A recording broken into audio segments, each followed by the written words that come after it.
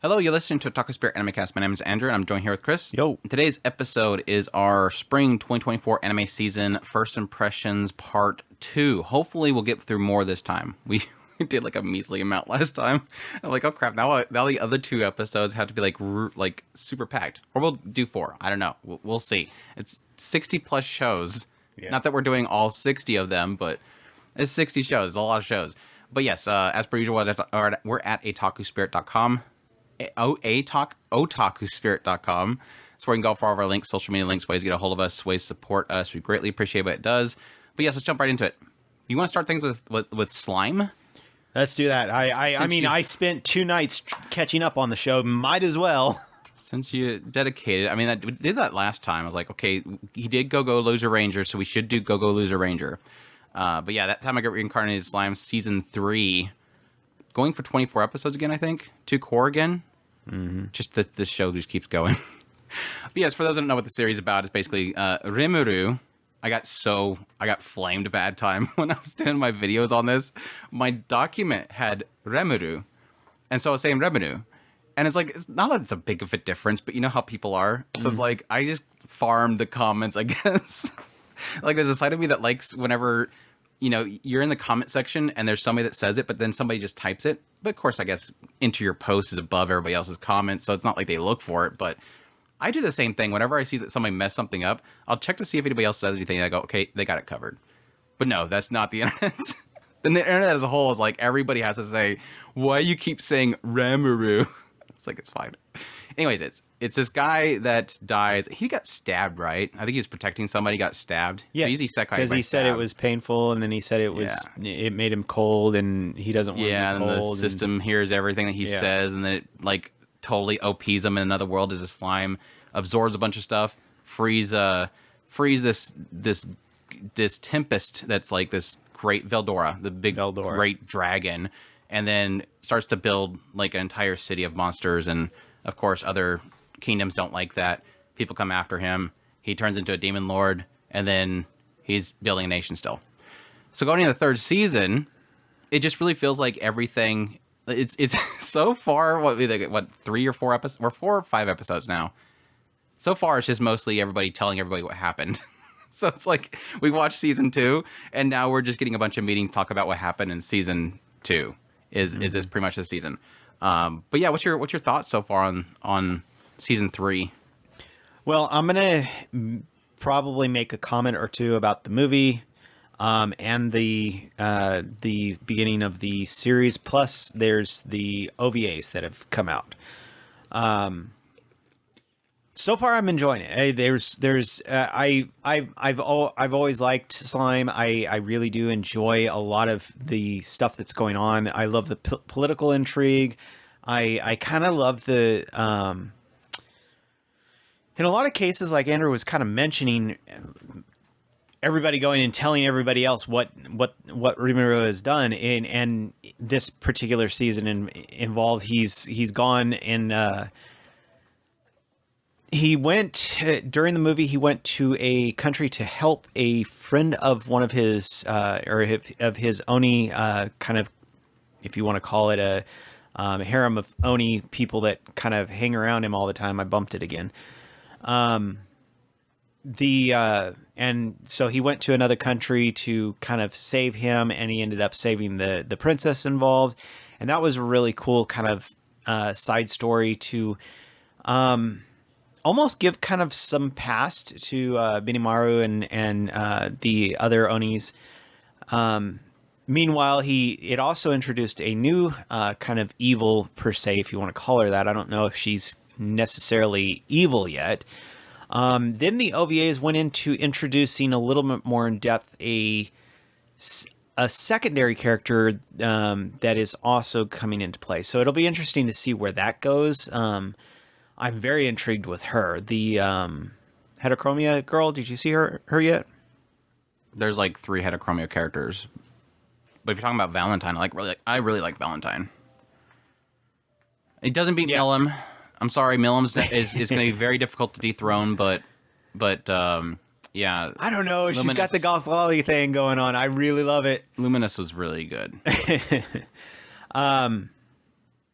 But yeah, I'm really liking everything that's gone on so far. I really am. I do love the political intrigue. I do love the, as Andrew puts it, all of the meetings. I love them. So Reincarnated as a meeting holder, I guess you would call it. I'm not sure if board there's meeting a status for that. starter. Clerk, yeah, yeah, meeting clerk.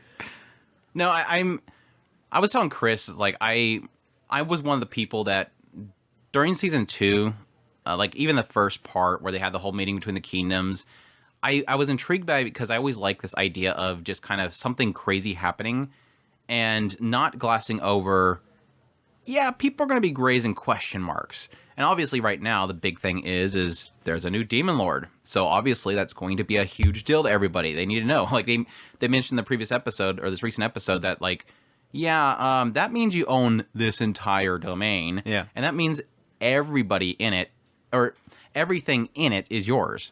So if somebody has been digging over here, they got to come and ask you for permission now. Like they just can't do that. So it kind of turns into a whole thing where everybody's got to now meet him, and thankfully they've figured out a way of not having another 15 episodes of meetings with every single person that comes to see him by just throwing a big party. But no, I like a lot of the meetings because again, a lot of it's just really kind of the characters reacting and a lot of the kingdoms reacting to what's happening and him having to figure out how everybody can be good. Everybody's happy. Because as they sort of reestablish here recently, Remedy's whole thing is just leave me alone. Like he just wants to have a peaceful new life. And yes, unfortunately, everything falls in front of him saying, no, you can't have a peaceful life. And he keeps kind of pushing away. And then something else comes in front of him, or he runs into somebody that he just can't overlook when somebody's in need of help. Yeah. And so it keeps getting him pulled in conflict. And so like I said, Luminous here recently going, yeah, I think he's fine. He just doesn't want you to mess with him. So as long as you don't mess with his people, as long as you don't hurt his people, which yes, with what was it like? Was that earlier for season 1 or was that the end of season 1? Was it end of season 1 that he turned into a demon lord? That was literally a case of like, no, it was the end of season 2. He's seen his people Oh wait, dead, and he got super mad. Yeah. And literally wiped people out. So yeah, it's proof that don't mess with his people. So it kind of is that whole aspect. And again, he's got to meet with people in order to make that happen. And just he can't be left alone, and especially since he's getting bigger and bigger. And even here recently, which is one of the most intriguing parts in this third season, they're now bringing up the angels. I'm like, oh yeah, I never knew there was an angel race. I mean, they may have mentioned it before, but yeah, apparently they don't like when people get too big. I can probably make my assumptions on why that's the case. So obviously he's got to eventually run into that because he's still growing. He keeps growing. But I will admit, despite that, like I said, the second season, despite people being upset about the meetings, I liked it. I liked all the meetings. You know, getting Reminisce in there and them talking, and you have again Veldora's over here reading manga while there's this big decision to be made on the kingdom. Veldora is great. I just love it. And then even I will admit that during the Demon Lord meeting, I was a little bit let down, but that was more because I wanted something else big to happen, and something about it made it feel like it was a little bit, like the ending kind of felt meh. Now, going to third season, I'm at this point getting a little fatigued. I enjoyed a lot of the earlier meetings. I had a lot of fun with them, especially like the things around like what's her name? I forget. I don't know why I forget her name. Shizue's girl, Hinata. Hinata and meeting with the Luminous and everything, and getting into the angels and all that kind of stuff. I was like, well, that's fascinating. But this recent episode, I was like, okay, please stop. Please stop talking about Falmouth. Please stop doing these meetings where you're talking about what happened that we've seen in season 2. Like I'm at a point now where I'm like, I'm tired of seeing meetings about what we already know. Because I understand that Rimuru has to, I said it again, see, now it's in my head. Rimuru has to talk to them about the situation. He's got to fill everybody in, but do we have to see it? I don't think so. There's a lot of the meetings I enjoy. I like the meeting with Geld, and Geld feeling like he can't be as good as Rimuru, and all these other meetings on the side, but the meetings with Falmouth, and this recent last meeting that they had where they're talking about the festival, I'm like, we need to start moving on. Like, we're at this point now where I'm like, I kind of feel like the episodes they're still entertaining. Like, it's not like I'm bored, but at the same time, I'm just waiting for something. I just have this feeling like I need something to happen at this point. I'm not going to disagree. In some respects, I am at this point where like I said, I don't mind the meetings. I actually kind of like the meetings. If I was to agree with you, it would be more on the aspect of I'm more frustrated that it's not moving. Yeah. That's what I mean. And that's the whole point of it. It just seems like I want to see what you have next for me, and I'm still stuck in this stupid meeting, which I understand. I'm fine with the meeting, but at the same time, I really want to get to the next part. Yeah. And it's so in some respects, I do agree with you. It is a good thing that at least with a lot of the other characters, a lot of the factions, when I get into talking with them, I'm intrigued. Like I said, the whole meeting with Luminous is like, cool. I want to see what's her whole point. And again, her point is mostly like, no, don't touch Veldora. You are not going to beat Veldora. Yeah. She's like, no, I'll handle Veldora for you. Hey, Hinata? No. It's literally like a meh. No, stop, girl. I do not want you going near him. Yeah, and technically getting into a lot of the mechanics and stuff like that with like Veldora wanting to release his power. And he's like, oh yeah. Apparently they do like to, they're not like Rimuru. They need to let go of their energy, their magicals or whatever they call them. But if he releases them, he literally makes a wasteland that can spawn monsters. So it's like, Veldora, you need to keep it in yourself a little bit longer. Let me figure something out. It's like he needs to make a filter to spew out. Did Violet and the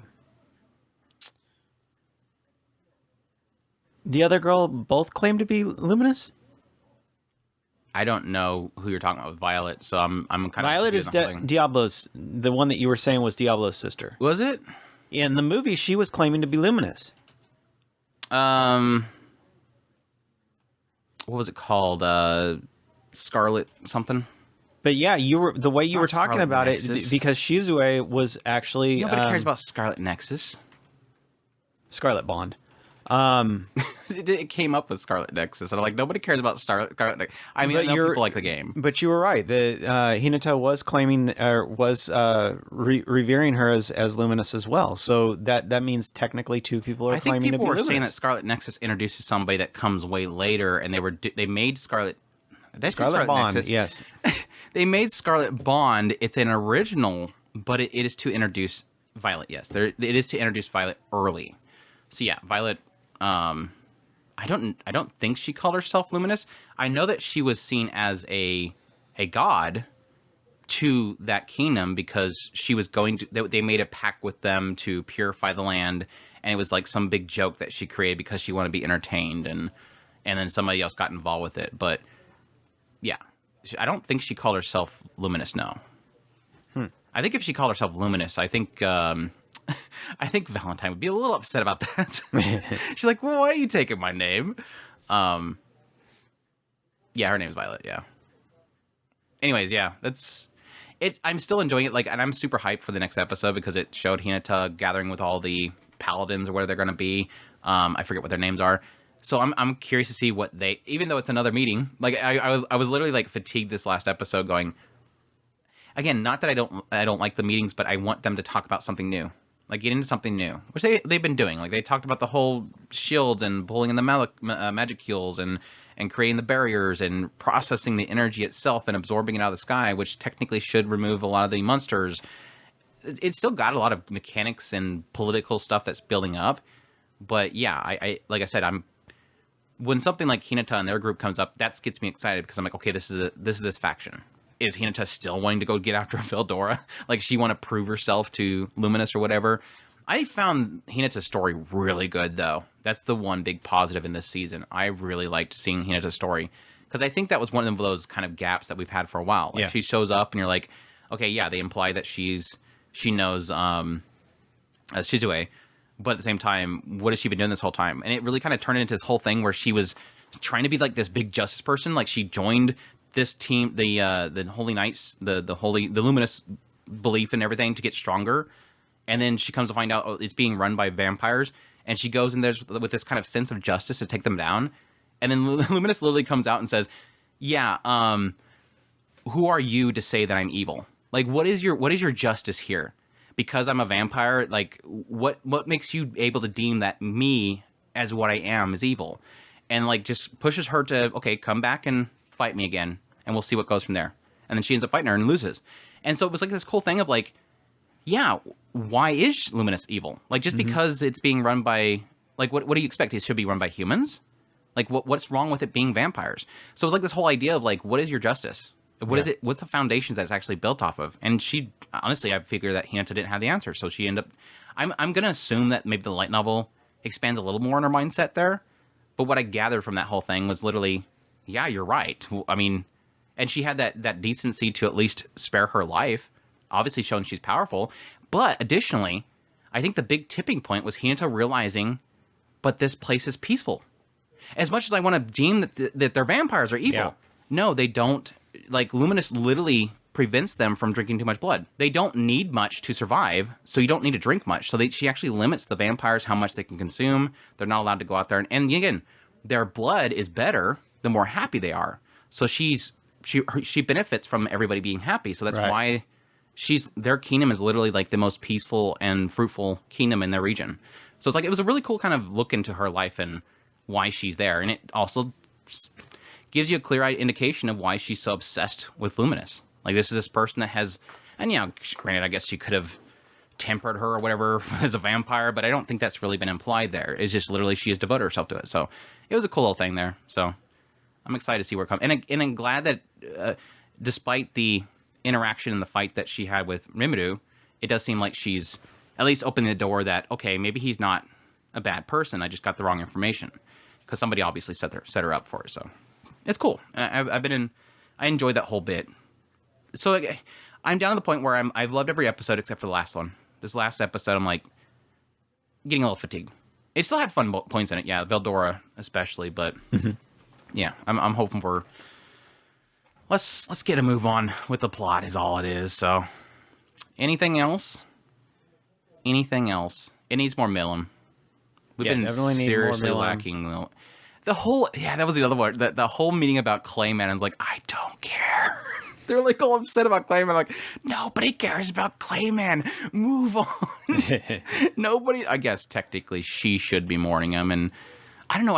I'm very mixed on the other guy. What's the guy that's the other isekai? The one that was working with Clayman. God, I forget what his name is. I've never cared for him. I don't either. Especially not now. So yeah, he shifted over to another group. So let's see. What was the next one? I completely lost my list. Do you remember what our next one was? Was it a condition called love? Where's my list, Chris? There it is. I want to say Bartender. You mentioned that one too. Thank you, Chris. Thank you, Chris. Our next one is Bartender Glass of God, or Kami no Glassu.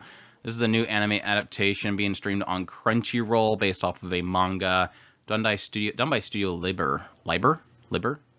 I based on me just kind of briefly looking into the manga, I don't think they're going based on the manga. So, and maybe I read the wrong manga, maybe I read it wrong, but at least the first scenario in the manga literally has Ryu, the main character, brought to the hotel, and he makes a drink that they're not happy with, like a club soda or something like that. And then they literally say, why would you serve this in a high-class hotel bar? And he's like, well, because you look like you're tired, and so you don't need liquor right now. You need something refreshing. And they're like, okay, well, that makes sense suddenly. Anyways, but that's pretty much the gist of Bartender. The whole concept here is that, again, they have this big, for the most part so far, the episodes I've seen, which like 3 or 4 episodes, it's been mostly with this one perspective of this Miwa. She is the granddaughter of this guy that owns this massive hotel. And they're trying to find a bartender to put in their high skyscraper hotel. And of course, it's on the top, like on the upper floors, which ends up being his excuse every time they ask him. He goes, I'm afraid of heights. And they're like, you're lying. You're just making up excuses, aren't you? But anyways, they bring a bunch of people in. They're not really finding anybody. But then they hear rumors about this one bartender, which is this guy, Ryu. And Ryu kind of does a lot of jobs elsewhere. Like, he's supposed to be working at this one bar. He moves there to work at this one bar. And he's actually very well world-renowned known. But he's working at this one bar for this guy. And every now and then, that guy will tell him to, like, hey, can you help out my buddy over here? His bar needs somebody to, sit in. And so people will randomly run into this guy.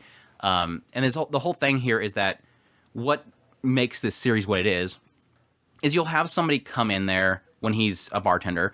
Somebody will come in and they'll have some sort of problem going on. They sit down, and in a lot of cases, they'll just ask him to make something, or they'll ask him to just make whatever you think I should have. A lot of people ask that. And that's the whole, like, cool thing is when they do ask him to make something for them, whatever he thinks, he'll often just, based on appearance, tell what they're going through and then make them a drink that they need. So he'll see that, yeah, based on the fact that you came in the door and you immediately asked, you know, if we're still open, you're obviously a bartender, because most people don't really care. They come in the door, it's open, right? Whereas a bartender knows that there's like a respect thing or something like that. But he'll just know certain things, like how where down their arms are. If they forgot to button one shirt, they'll know that they're tired or whatever. And he'll just make a drink that based on that aspect. Or you'll have one case where this girl was a little bit late. She comes in there, they're like, make her this drink. And he will make the temperature of the drink a little bit higher. That way it's a lot more easier for them to hit it on their mouth, because their body temperature is going to be higher. So it's less of a shock if it's super cold and it hits their tongue. So there's like a little things like that he always looks at the person themselves and makes something that he feels will actually be better for them. And then you'll have certain cases, like they had this Taizo guy, which is the grandfather that owns the motel or the hotel. He comes to this one bar to fill in, and his buddy used to work there that passed away, and he just kept coming in there and saying whatever drinks that Ryu made was terrible. And it was all because he just wanted the drink that his friend always made him. So Ryu had to figure that out, make the drink that he wanted, and then he was super happy. So it's stories like that, and I do like the show. I think so far every episode I've actually enjoyed, but it's mostly around those stories. That's the gist of it, is that kind of storytelling. It is bring somebody in, you hear their story. They're not super in-depth stories. We're not going like a huge flashback every time somebody comes in. Like some person walks in and suddenly you get their life story, and then he makes a drink based on his life story. It's usually like in the moment stuff.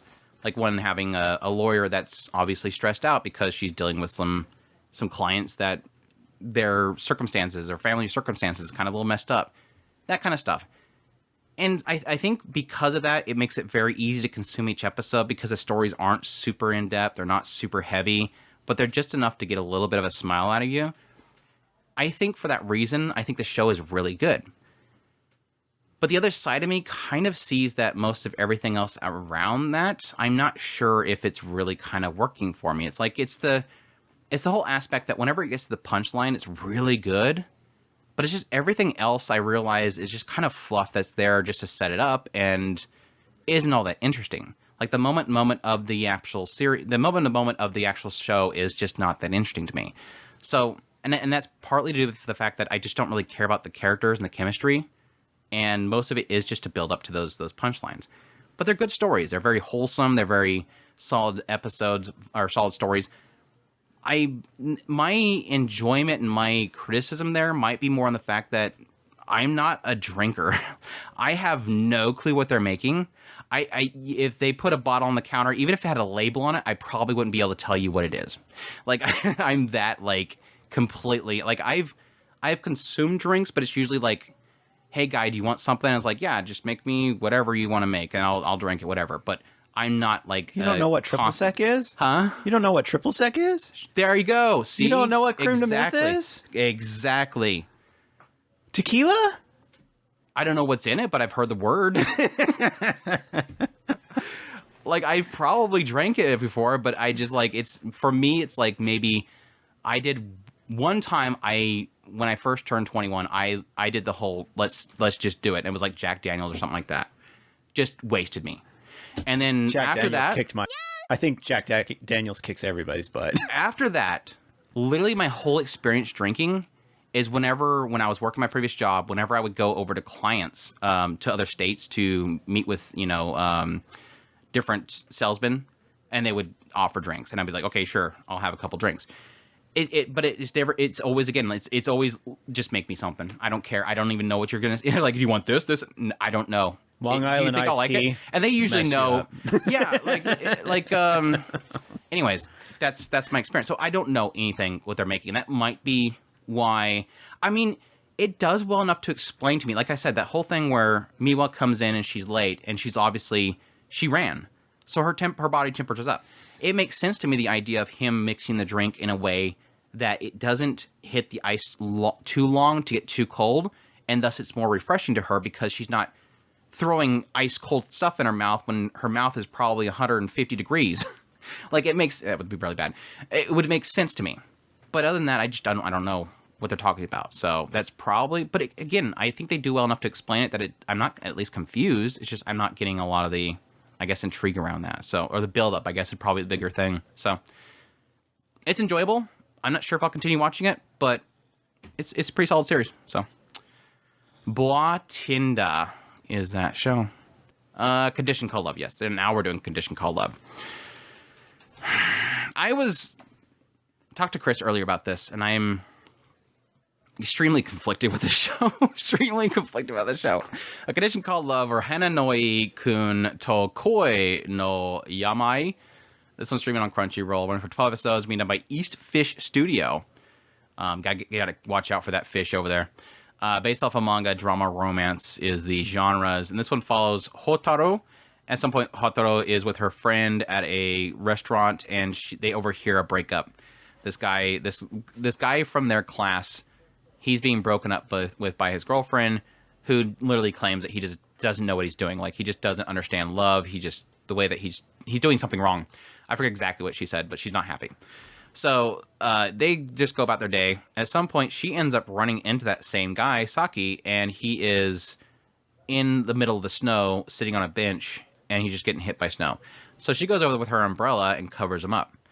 And cut to the next day, he's fallen in love with her, and he wants to go out with her. And she's like, I don't know what that means.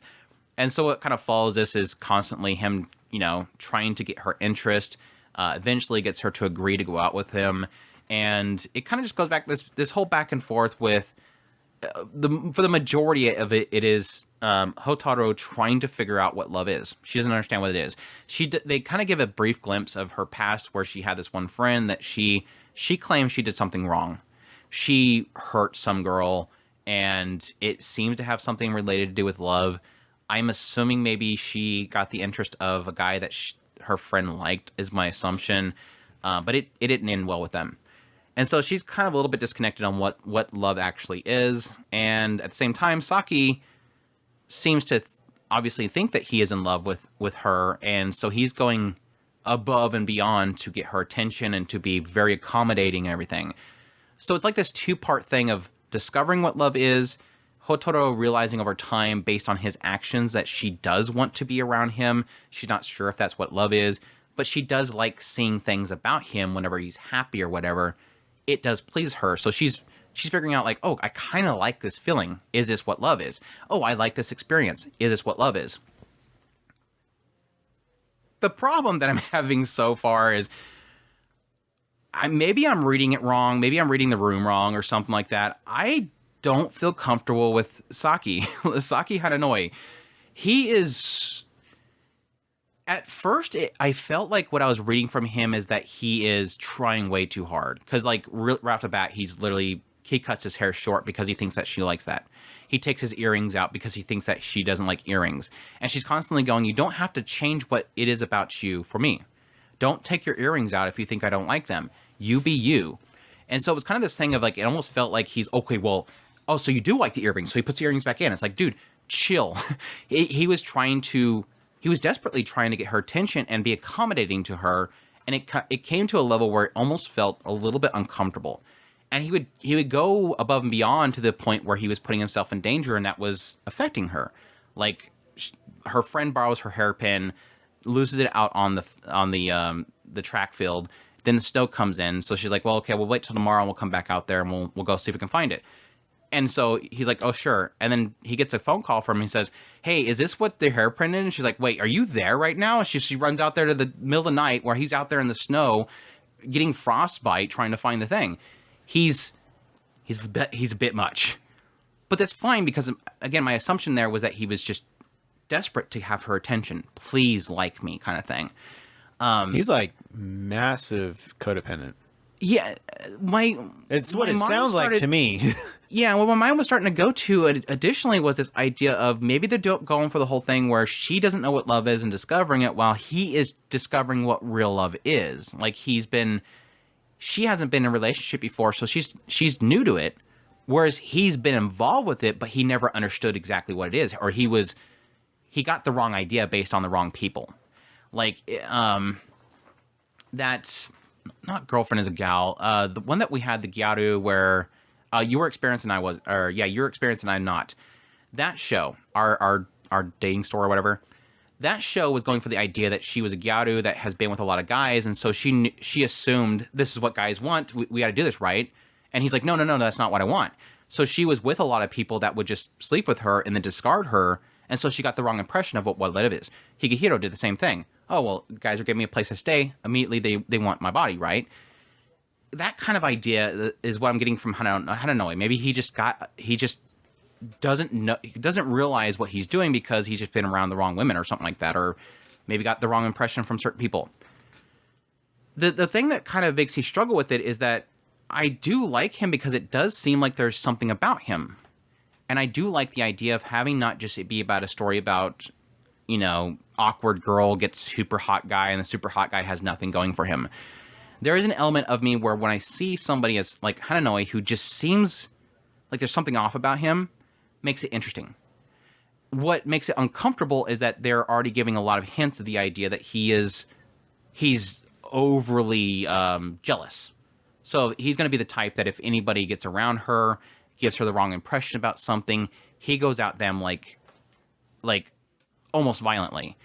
And so that's the part where I'm like, I don't like this guy being around Hinase. Like, I don't like him being around the main girl because he kind of seems like he's a bit too much and a little too clingy. But then at the same time, I'm correcting myself in the idea that that's love and not everybody's perfect. So there is a side of me that is like, I'm comfortable with him, but at the same time, I see that he's trying really hard. And at the same time, I am intrigued by people that aren't perfect. And so I do kind of want to see where the story goes. But at the same time, he just makes me extremely uncomfortable. We're not going sick love. We're not going sick love, are we? He makes me extremely uncomfortable. Yeah, is he dancing on that line? He's for on you? that line. Yes, he's on that line where I'm like, it's so funny because on a regular basis they'll be in a room together alone. He literally tells her, please don't be so on guard around people like me. He's literally telling her, don't touch me because I'm going to take the wrong idea from it. I'm a guy. And so he's literally telling her to be more on guard around men in rooms. So he's a good guy in that regard, but at the same time it's like, but I don't trust you still. Like you're saying the right things with her alone in a room, but I still don't trust you, dude. Like this is the kind of guy that if it was my daughter, hell no. You find somebody else. Boy, you get out of here or I'll go find the long barreled thing. Get on out of here, boy. So I'm intrigued because it feels like broken love. It's a letter. But at the same time, I'm uncomfortable with this show for some reason. It's a what? It's a letter opener. There you go. Yes, it's a letter opener. Anyways, yeah, that's my thoughts on A Condition Called Love. It looks decent too. Visually, it looks decent. Yeah, I don't know. I'm super mixed on it. It's doing everything right. In the end, it's doing everything right. Me personally, for some reason, I'm very uncomfortable with that dude. I'm not sure if I want to watch anymore because I'm so uncomfortable with him. I know he's not going to do anything bad. Hopefully. How do I search? Is it just LV2? Is level 2 cheat? Chillin in another world with level 2 super cheat powers or level 2 kara cheat data Mato Yusha Koho no Matarai Isekai Laifu with waifus. We've got we've got at least one waifu so far. We pretty much have a house full of wives. Let's be perfectly honest. Yeah, they need to hurry up and get together. Here, let me make these bigger. It says, oh no, this makes every window bigger. Why does it have to make every window bigger? But yeah, anyways, this one opens up with a guy named. Well, he wasn't Philo in the other world, was he? He's a merchant. He's a merchant in this one world. It's a world full of like demons and everything, and there seems to be a lot of like subjugation, like all the demons of the world are like under the humans, so they overwork the demons, and he doesn't like it. He goes out of his way to pay the demons, even though they're like, no, you're not supposed to pay us extra or anything like that. He's like, don't worry about it. And you can see the other merchants there whispering about it. But anyways, out of nowhere, he just gets suddenly teleported into another fantasy world where he's in front of like the king and everybody, and they're like, oh, the hero's here, we've summoned the hero. And he's like, what are you guys talking about? I'm a merchant. They're like, no, don't worry about it. Here, touch this crystal ball. And he touches the crystal ball, and it brings up his stats, and it's literally like nothing. Level 1, like 9 in a stat is like the most that he has, and they're like, oh, this ain't good. And then suddenly they hear like this commotion. There's another teleporter nearby, and they've summoned this other guy, and he's got level 99. Everybody's like, oh, that's the one. And so he's left behind. Like, they're like, yeah, sorry about that. The king's like, yeah, we'll make you an area where you can live over here. Just go out there and live peacefully. So on the way, he's talking to this coach rider, and he's like locked up in this, like, it's pretty much a prison carriage. Let's be honest. He's locked up, and he's being taken in this carriage, and he's trying to chat with this lizardman guy that's, on the carriage, and he's chatting up with him, and he's like, you're not supposed to be talking to me. And he's talking to him like, are you subjugated here too? And he's like, no, we have equal rights. And he's like, oh, that's cool. And eventually, like, they talk for a bit, and then he finally gets out to this outer forest where the guy finally lets him out and says, well, here's your place. King wants you to have this bag. Hey, by the way, get out of here as fast as you can. Like, it kind of implies the guy was giving him a little bit of a hint there. But yeah, as we find out, this is all a ploy for it to have him come out there. The bag that he has was cursed to actually attract monsters. The king wanted him to be gotten rid of. Like, he was a mistake. And so he uses a sword out of the bag, manages to kill the slimes, levels up to level 2, and then suddenly all of his stats, as people with, somewhat logic, I'm guessing at the other world that he was from, they didn't have this symbol. It's the infinity symbol. He's got infinity everything at level 2. And yeah, he decides to go into the forest. This prompt comes up. He has like a whole isekai slime thing where it's like this narrator chick the system is telling them things. There's like this miasma in there. You don't want to go in there. Okay. Do you want to purify it? Sure. Prompt yes. And then suddenly the whole entire forest gets purified.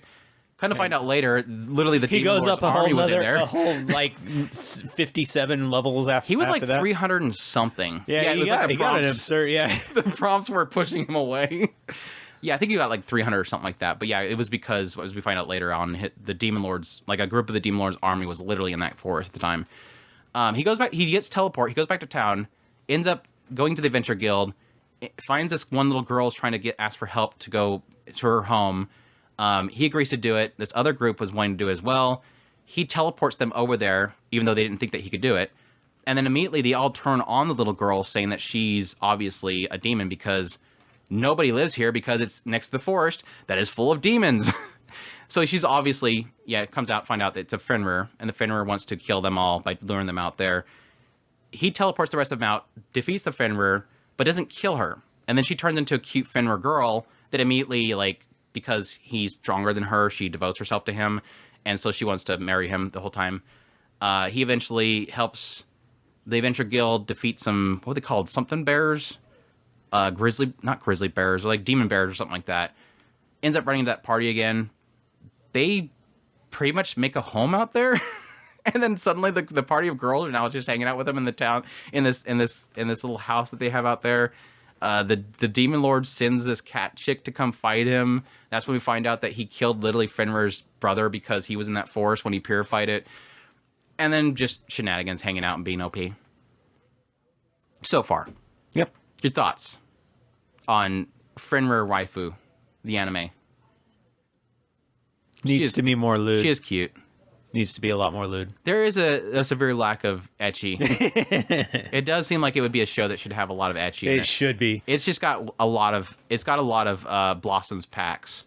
She's got a solid 8-pack. We've got an excellent cast. We just need more, But no, I actually really kind of Fenrir got a nice little nightgown at some point. Mm-hmm. That's about it. Oh, she was technically stark naked when she first transformed too. True. And the hair was covering. Strategically covering, yeah. I enjoy the show. It's kind of goofy. It's not taking itself way too serious, and in a lot of cases that just makes for a just a fun, enjoyable show, and that I believe is a lot of what this show is doing. Fenris is absolutely adorable. The voice actress is doing fantastic. We got a lot of these other girls that are just kind of, at the moment, they're just more introducing themselves. It's not a fast-moving show, so it's not like we're getting in-depth details on all these characters. But as it stands right now, they're just slowly leveling up. He's already leveled up. And you've got the kingdom has now decided that he is either more valuable to them or they really want to get rid of him. But they don't know it's him. They just know there's like this adventurer that's doing like crazy stuff. Yeah. And so they keep sending a king there to recruit him. Why? Because the hero's not doing his job. Yeah. The hero is full of himself and blames everybody else. It'll be interesting if and when the king kind of figures out that, oh, hey, that was actually the real hero. So it'll be interesting. Yeah, the other hero, I think that's the part where I'm just kind of like, I just don't care. Like, whenever they cut it, not that they're spending too much time with him. He like actually is getting harems. Yeah, he's got a whole harem up in there. Just seems like everybody's one. It seems like there's, I'm not sure if Suya, the one that's always sitting next to him, is a princess or if she's just some girl trying to get chummy with him. But I think they did show another girl, which I'm assuming is, yeah, they show her as the first princess on here. She seems to be upset about it, so I'm guessing the first princess is probably going to eventually join the harem as well. But yeah, not that they're spending too much time on the other hero, but I do kind of roll my eyes whenever they pop over to it, because I just literally got out of being like praising the hell out of the Wrong Way to Use Healing show, because it actually had other people get isekai'd that weren't dirtbags, and this was going right back into, yes, the other person's a dirtbag. It kind of reminds me a lot of like a male version of Saint's magic powers omnipotent, because it's got the two people summoned at the same time. They immediately go over to this one, not realizing it's this one, and then they just go out and do their own thing until eventually probably the king figures out that, oh, he's actually the one. But yeah, it does seem like he obviously has changed his appearance so that nobody knows that it's him, even though they've briefly seen him. I don't doubt anybody's going to recognize him at this point. Like, he literally spent like probably a minute in the castle. If anybody still remembers how he looks in 2 days, I'd be shocked.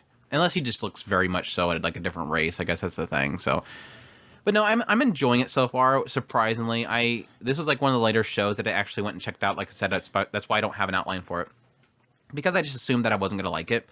Like, I'm like, yeah, this Fenrir girl looks really super cute. The OP looks like a lot of fun. Has pretty much Fenrir the entire time dancing. It's like, why would you not like it? The Fenrir waifu just is dancing the entire time with her fake ears. They should be real ears, but it looks like hair. But no, I actually end up enjoying it a lot more than I thought I would. And I think that's because very rare case here of an OP isekai character, but he's like a cool dude. Like, he's legit a cool dude. I mean, this is somebody that just really doesn't like the idea of people wrongfully accusing some other person because of their race or whatever. He's a very stand-up guy. He doesn't want to force upon anybody. I mean, he literally has a subjugating spell, but he doesn't want to use it. He did it once. He used the bear. Yeah, he locked down the bear.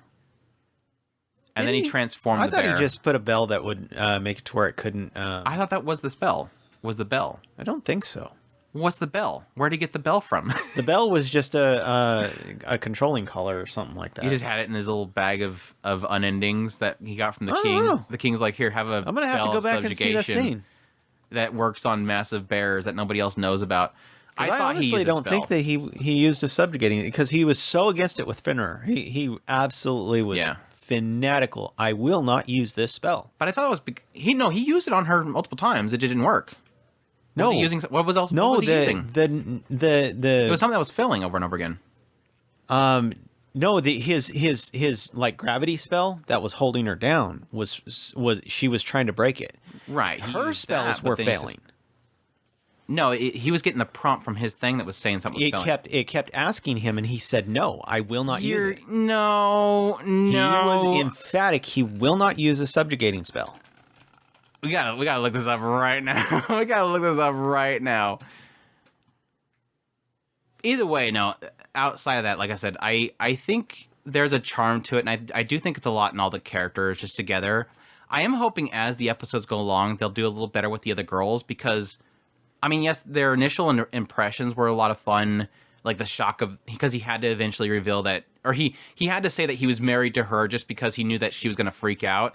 And then everybody just kind of went like, aw. Like, especially the mage girl. She's like, damn it. Putting the trying yeah, the to ring. the ring over. The ring. I was about to get into that. Just the whole ring thing. It's like, don't you put that on that finger. You put that on that finger. And then the other girl's letting herself get beat up, and she's like, stop acting like you're getting beat up by this thing just to get his attention. It's like everybody's trying to get... And then later on, you have like the six-pack warriors over there, and she's like literally... I'm a good little... working on the farm over there. little farm girl. And then later on, they literally just he has her chuck this hoe at the dragon, and he increases the velocity of it, and it just starts leveling her up. So they're like, oh, do it again. Oh, they're all gone now. They're all, damn it. It's like everybody wants to get power leveled by him at this point. It's just, it's got some really goofy moments. But I do like I said, I do like that there's a little bit of sense in there that they have little subjects in there that are technically heavy. They're handling very well. Like I said, the subjugation. And yeah, technically, like the whole situation with the brother, it's like when that part came up, I was like, ouch.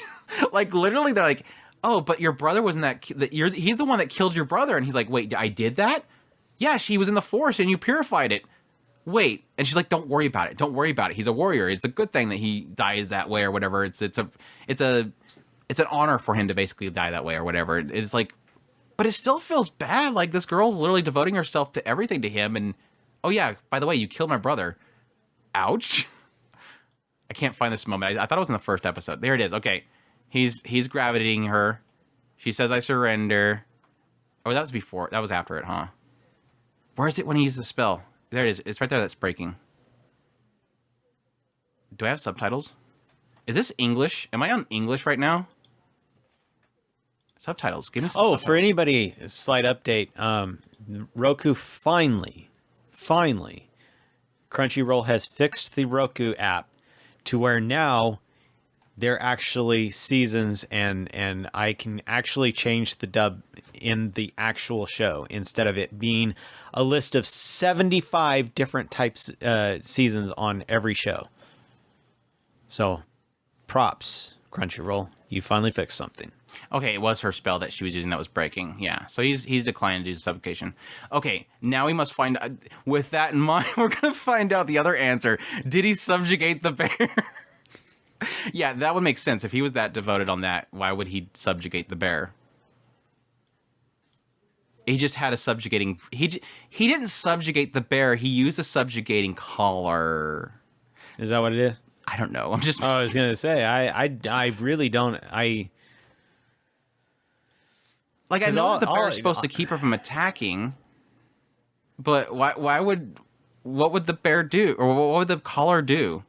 I do get a kick out of that. They show up and they literally wreck all the bears, and then they literally turn the bear into a rabbit right in front of them. They're like, "What the hell's happening?" Yeah, because all I know is that they were concerned about it. That's why they. I thought the collar was supposed to effectively take away his aggression. Is how I remember it? Question mark. There. He brings a bell up. Restriction. Okay. He uses a spell called restriction. He didn't subjugate it. He just restricted it. So yeah, that would make sense if he's blocking the stats of the bear to make it weaker or whatever, so it doesn't hurt anybody. But still, it's like, what's the difference between subjection and subjugation and restricting? So that it doesn't get aggressive. Not necessarily that it can't have a will of its own. Because he doesn't want to use that word, Chris. That's the answer. He doesn't want to use that word. He just doesn't like that word. But anyways, again, it goes to the point, the fact that the dude's a good guy. Is that he's literally, I don't want to do that. Literally, the system's going, you should do that. No, I'm not going to do that. You should do that. But anyways, yeah. It's been solid so far. I'm enjoying it, so we'll see where it goes from here. What's our next one? Hopefully the next one I actually have an outline for, because that was a pain using a different website to see all that. Yuru Camp. I do have one for that. I'm not going to really talk too much about Yuru Camp. People know what Yuru Camp is. It's essentially about a series about girls discovering... Well, for the most part, for the beginning part, it was Nadeshiko who was discovering what camping is. We had like most of the time it was like two different perspectives. It was Nadeshiko, her friends at her school that were all making a camping club. At the same time, there was a lot of perspective from Rin, who has been doing camping ever since she was younger. And I did like opening up this season. Whenever the show, to the point of the season 3, whenever the show gets into the grandpa and Rin, I love it. Like, I think the grandpa is like the coolest dude ever, like literally showing her how all this stuff works. Just do it, Chris. Just do it. It's like he's doing it slowly. I'm just do it, Chris. Great for all the podcast audio listeners. I always love whenever it's the grandpa and Rin, because it's like that aspect of something that he did that she kind of picked up on, this love that she has. And so it would always get this whole idea of him showing her different things. I always love those little flashback moments. And this season opened up with another one, having her going out with the grandpa. I think it was literally the first time that he ever took her out camping. So she's like, what all this gear? Oh, it's camping gear. They go out and they set up a camping. And they have this whole moment where she's like, oh, so you do the whole thing where you start the fire by doing this whole thing? And he's like, well, yeah, you can, but let's do it this way. And he does the whole notch thing where you keep pushing the stick down the notch over and over again until the very end of it lights up. And he's just trying so hard to show her how it's done. And she's over there just sitting there as a little girl, and she just like, getting bored of it after a while. And then he's just working it out, and he finally gets it going. And then she's like, it cuts back to the current time, and then she's like, I'm gonna try it. And she actually does it, and she's like, oh my gosh. It's like one of those moments of like, I'm sorry, Grandpa, that you did this for me. She realizes how much harder it is to do it. And then suddenly some other girl shows up, and some little girl shows up and sees what she does, and she's all excited about it. It's kind of this cute little kind of like Grandpa passes it on to her, and then she does it for this other little girl. That whole little segment was super cute. We had a little segment where the girls are camping out in front of the yard. I forget who was it. I think it was Chiaki. One of them made homemade sausages, and that didn't turn out good. That did not turn out good at all. But it's cute. Like that is literally what your camp is. It's always just, it's peak Yashike. Like it's peak just relax, sit there taking the views. It does seem like visually they're trying to be at least a lot more not photorealistic, but not adjusting, because they're obviously taking actual landscapes and then putting it into the anime. It does feel like they're not trying to adjust it to look like the anime as much. I don't remember it being the case in the previous seasons, which does kind of bother me a little bit. But as per usual, it's a great looking show. It just has the mood, it has the aesthetic, the music and everything kicks in there perfectly with the feeling of the show itself. It's just more of the same, which is just cute girls camping and just relaxing. So I'm loving it, just as usual. So I'll be looking forward to more. I skipped the movie, but I heard the movie was supposed to be later on. Did they get older? Yeah, I think it's supposed to be now. Yes, right in the season 3, but I think the movie is like even further out. So I wasn't too bothered by not watching that. So enjoying it. More fantastic Yuru camp. Astro Note, the show with Rudius from his previous life. Mushoku. The show where you get to hear Rudius of Mushoku Tensei's older self saying Mushoku 50 million times. That's totally not intended, right? But yeah, Astro Note, this is a series that's streaming on Crunchyroll, done by Telecom Animation Film. It's an original a comedy, romance, sci-fi, being written by the writer behind Carol and Tuesday, Kimiko Ueno, or at least she worked on Carol and Tuesday. I'm not sure exactly how much. But yeah, this one opens up with Takumi, and he gets this help wanted ad to go be a chef at this, he thinks it's a hotel or something. The ad listing wasn't exactly correct, because the person writing the ad isn't a normal lady. But yeah, he goes to this place. It ends up being like some small like cafe slash motel looking place. Like it's just a little like it's almost like a single story mansion that was turned into a hotel or something like that, or an apartment complex. But yeah, he goes in there, goes to the area. He's invited in by this Mira. Mira is the current like manager owner of the actual. I'm going to call it an apartment. I don't even remember what they classify it as. I'm going to call it an apartment. She owns currently runs the apartments, and she was trying to look for a chef because she sucks at cooking. And the previous owner, I guess apparently they used to handle all that stuff. So now everybody in the the apartment's not doing well because they're not having good food being prepared for them or whatever. So she was trying to find somebody, and so she like used, I think she used a template or something like that to post a listing so that it made it out like it was some massive hotel, because this guy is like an ex like culinary chef. Like he's a high caliber chef. And so he's there thinking that he's going to be having this high paying job. I'm like, no, the listing was wrong. Sorry about that. But then over time, for one, Mira is like super cute. And for two, all these people are desperate for something to eat. He even sees this little container full of like freshly caught fish. And so he decides to prepare it for everybody, and everybody's super happy about it. Like for once, they finally had a really good meal. And so they're like sitting there, like literally going, please stay here. Please work here. We deserve good food. They like literally have this whole like almost a like a protest because they're sick of eating Mira's food. But anyways, a couple of them sort of whisper to Takumi because they realize really quickly that he keeps eyeballing Mira. Hey, she's single, by the way. And if you cook for her on a daily basis, she'll probably fall for you. And so he...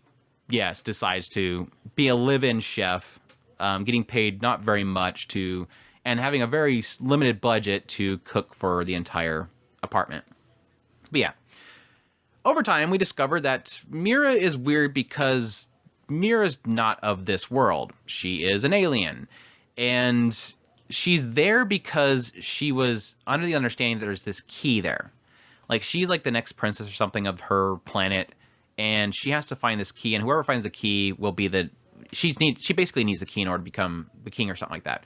So she's fleeing, trying to find the key, and all signs point to it being in this apartment. So she's been looking for it this entire time. And so every now and then we'll cut over to her in her little room, and it looks all futuristic. Her dog is actually a being that talks whenever they're alone because it's an intelligent dog alien. And yeah, just the daily lives of her trying to find stuff. Every now and then somebody comes down to attack her. He doesn't know what's going on. At the same time, he's trying to swim over. There's a lot of misunderstandings about him thinking that she's actually with somebody or involved with somebody, and he gets really tragically upset about it. And then we meet the other characters. One of the apartment tenants is a wannabe idol or something. I don't know if you imply the idea. Like, she does have a stage presence, but whenever she's at the apartment, she just looks like a nerd, like rundown nerd. Tomohiro, which I mentioned earlier, he is the unemployed dude that constantly talks about the fact that he's unemployed. So he says Mushoku every 2 seconds. And yes, like I said, literally is the same Seiyu as older Rudius from Mushoku Tensei. So it's kind of funny hearing him say Mushoku every 2 seconds. Like, there's one point where somebody says, something to the effect, when Takumi first came there, Tomohiro, the jobless guy, his son made a comment about Takumi being jobless because he's looking for a job.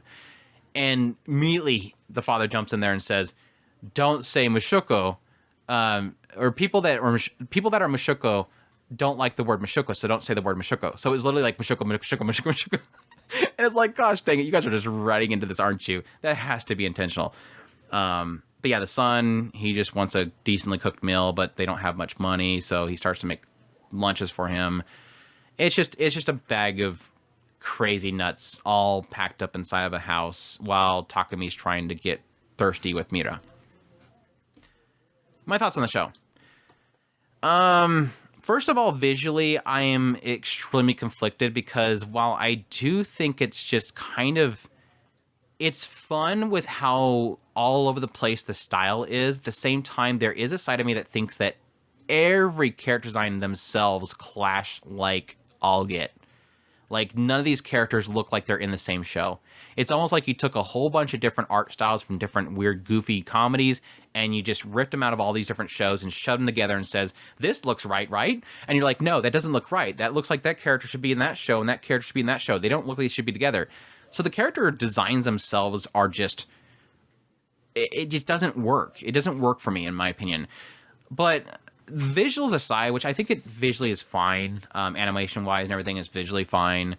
Getting into the show itself, I don't think there's really anything specifically in the show that really has my attention at all. That's the biggest problem. Like, I don't care about the sci-fi element of it. She's looking for a king because her planet is in danger and she's the next princess.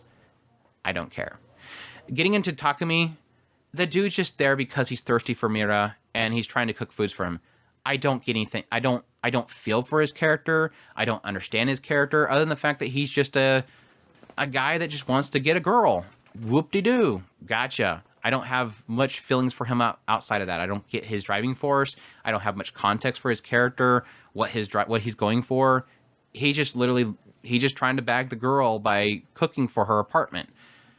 Mira is probably the character that has, I guess, the most going for her, and that's really because, yes, on one side it is her goal as this princess, and to find this key. But at the same time, there is a fun aspect to her in the idea that she's a little bit oblivious. But that's it. Like, she has the most going for her, and it's literally the oblivious alien girl that's super cute. I don't know. He is the key. Why is that not the key? I don't think so. Because I don't know how the grandfather would have had that. Maybe he was from originally that apartment when he was like a baby. Yeah, there you go. I just don't feel any of the characters. I think that's my biggest issue that I'm having. Like, I think that there is something fun about it because it is a comedy. I would aim at being a majority comedy. There is a funny element to have so many different types of characters that have all their quirks come into one place and just stuff happens. But the problem that comes from that is that after the third time you get each one of their bits, it's like, I don't care anymore. Like, again, Taruko, she's like, don't record me and post it on social media. I'll sue you.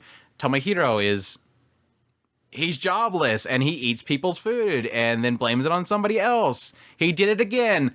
It's still not funny. Mira is super oblivious. Now Suki the dog bites Takumi again, and Takumi is trying to get Mira's attention. That's their shtick, and that's...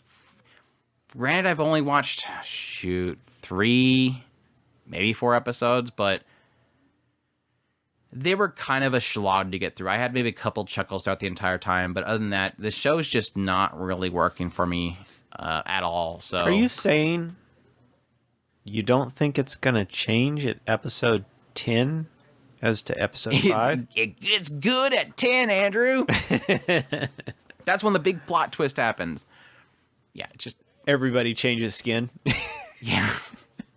Suddenly come find out the son of the jobless guy is actually the father, and he's not jobless. He's just been going to school. And Mira is actually the key, and he actually has to take her to the planet, and he will become the actual king.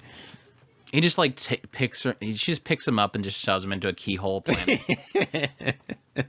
He turns into a gigantic vacuum robot that shoves him has a key inside of the planet.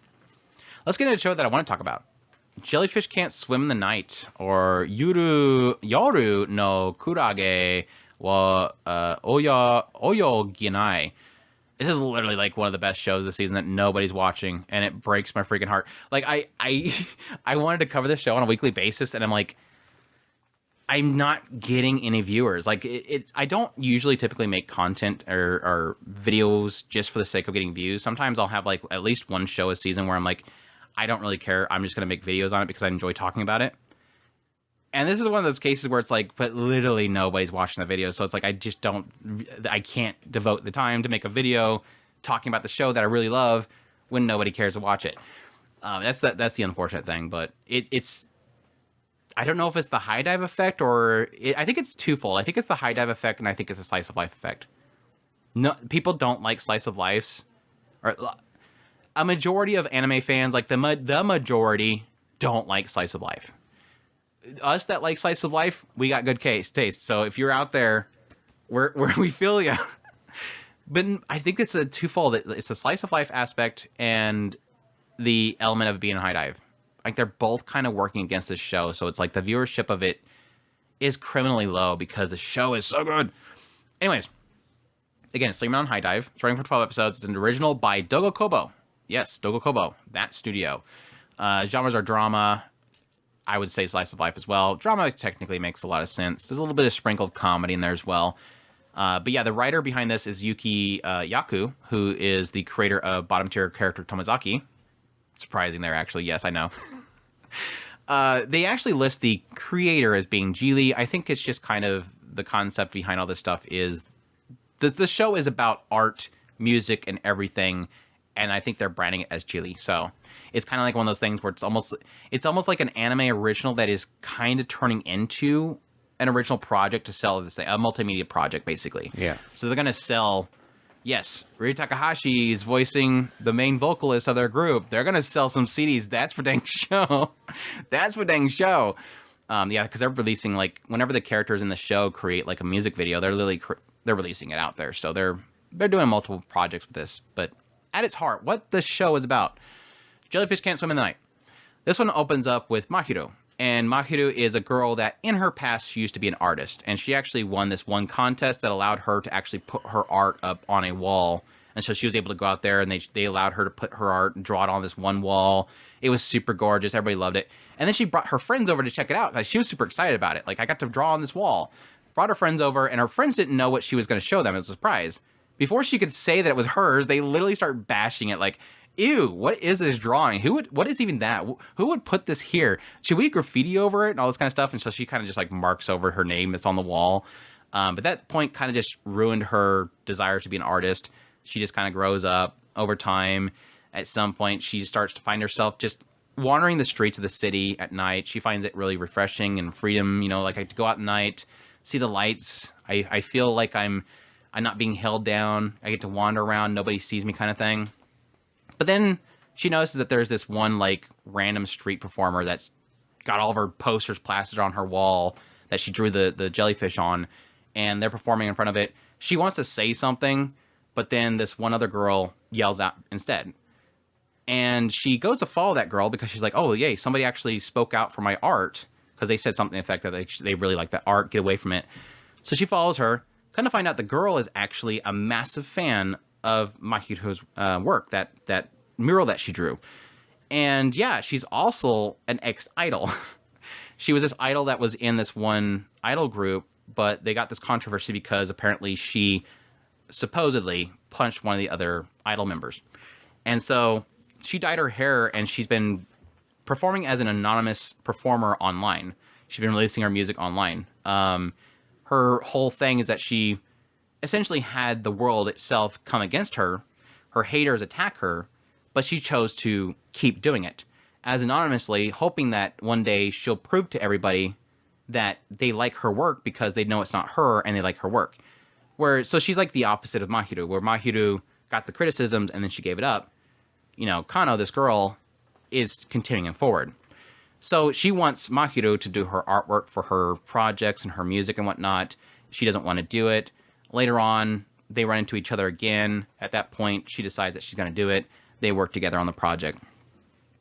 Later on, the next episode, we run into a girl named Kim. She is a massive fan of who Kano was in that group, and she wants her to return. She heard her music on the streamed video of her actually performing and knew it was her. Later on, we rope in Kiwi, who is a friend of Mahiru's, who is a girl from her past, her childhood friend, who used to be like this freedom fire hero kid that was like, Mahiru loved her because she was all about like justice and stuff like that. But when she got into her next school, nobody cared about having a girl running around saying that she's a justice hero. Basically, a Chunibyo, basically, that nobody cares for. The girls have moved on.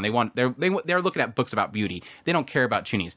And so she pretty much turned her persona into like a VTuber character. So she gets to live on with that persona and keeps lying to Mahiru that she's still going to school and that she's student council president, and lying to her audience online that she's still going to school, when in fact she embarrassed the hell out of herself in introducing herself to her new school, and she hasn't gone back since.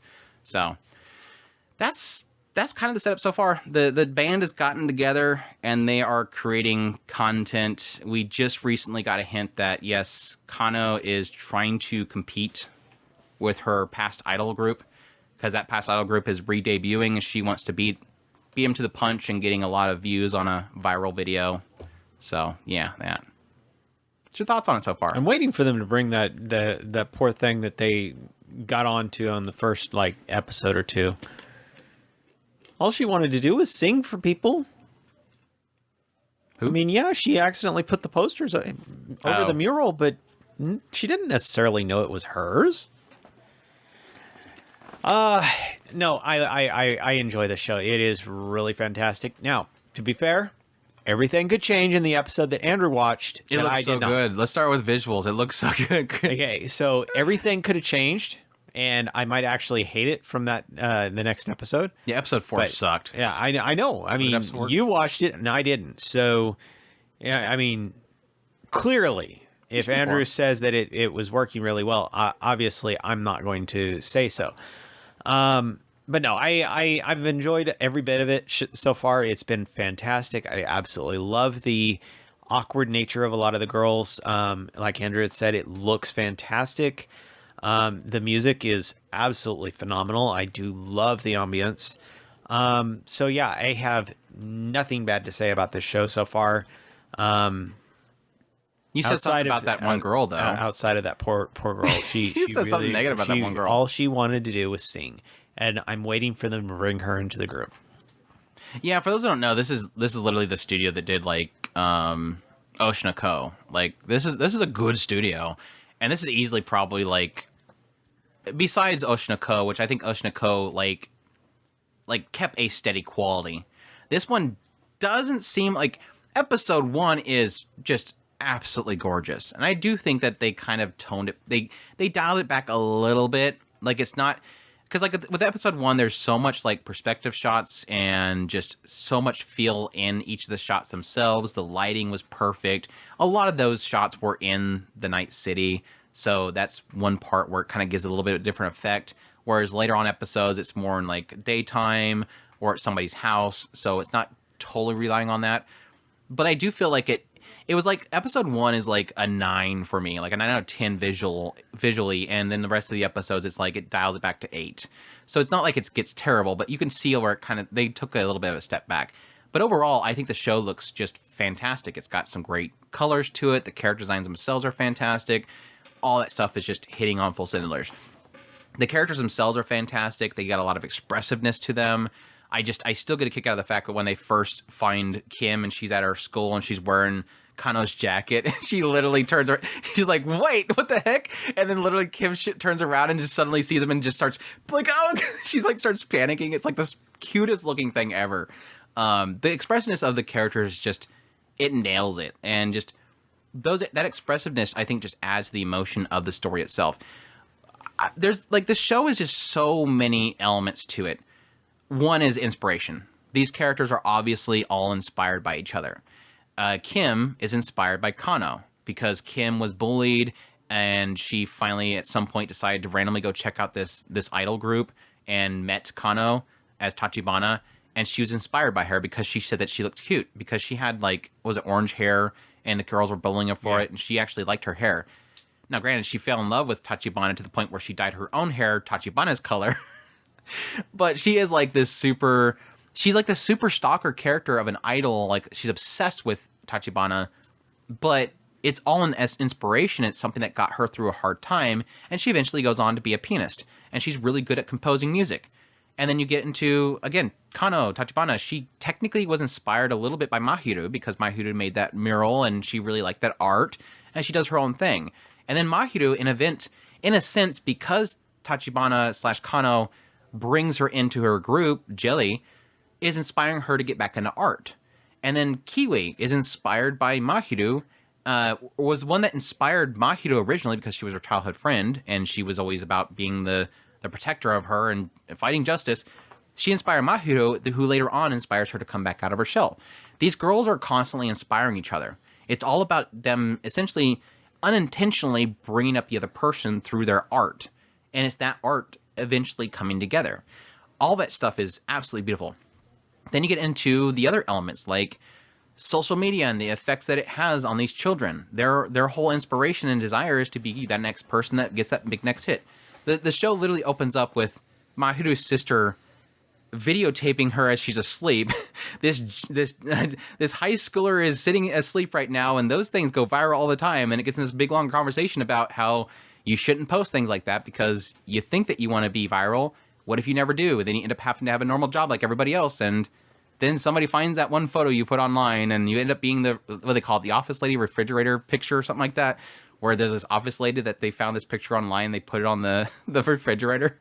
So it's like that ends up being like this joke they returned to like a couple times so far. But So it gets into a whole effect of social media and how it affects individuals, both positively and negatively, and the idea of the fears of that, but additionally the idea of trying to seek it out, devoting your entire life to being that next big inspiration.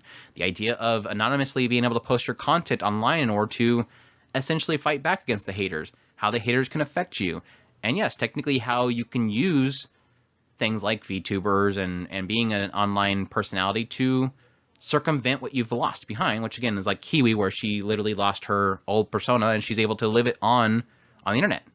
So there's all these elements about social media and how it affects them and how they're trying to use that in order to benefit themselves. And bringing in the idol group again, they're sort of hitting at the idea that idol group's not going to, it's not peachy for them. They're not doing well without Tachibana, and they've just got their next shot at it. But it also kind of hits on the idea they're technically still doing the old way of things, like selling CDs. While again, you know, Kano's trying to beat them at it, but they're using social media. So it might turn into like an old versus new concept here, but I think it is really just getting into the characters, them inspiring each other, getting out there, putting themselves out there, their interaction with each other, supporting each other. There's a lot of aspects of supporting each other, what they're going through, Kano's whole history, and them wanting to support her and help her kind of develop her music and whatnot. So what else? What else? Their futures. There's a lot of talk about, you know, futures. These are kids that are literally, they're getting up there in age, and they're eventually going to have to decide their careers. Are they going to continue school, or are they going to need to try to push into entertainment? Will they be successful? All that kind of stuff. Being special. It's a lot. It's a lot in here, and I think it's doing a fantastic job so far with the characters, their interactions, how it's playing out, the chemistry. Yes, a lot of it I think is carried by Ryu Takahashi. We have Kiwi is Karane's seiyuu, so that's a big plus right there too. Just a great cast of seiyus that are just, again, being carried by some amazing work being done by Doga Kobo. So I cannot express, this show is, if it weren't for the fact that Spice and Wolf is back and it's doing such a great job, this show is easily, Raven's trying to get it.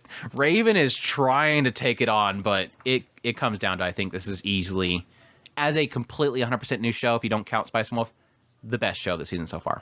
And I hope it keeps up. There's like a side, it's great that it's original because we don't know where it goes. And I hope that they have a really great story to go with this. Because if it ever, like, suddenly, I hope it doesn't nosedive at some point. Like, randomly out of nowhere, it just, like, pulls a punchline or something like that, and you find out it's actually a horror series. Suddenly out of nowhere, Kiwi becomes a serial killer. No, it would be Kim. Kim realizes. No, Stalker Girl's changing her hair color. We know from Western shows that changing your hair color to match that you're in dangerous yandere territory. Just be careful. Kim should not work for me, but they sold me on her. Like the moment she showed up, I'm like, oh gosh, I am not gonna like this character, am I? Like she was a lot.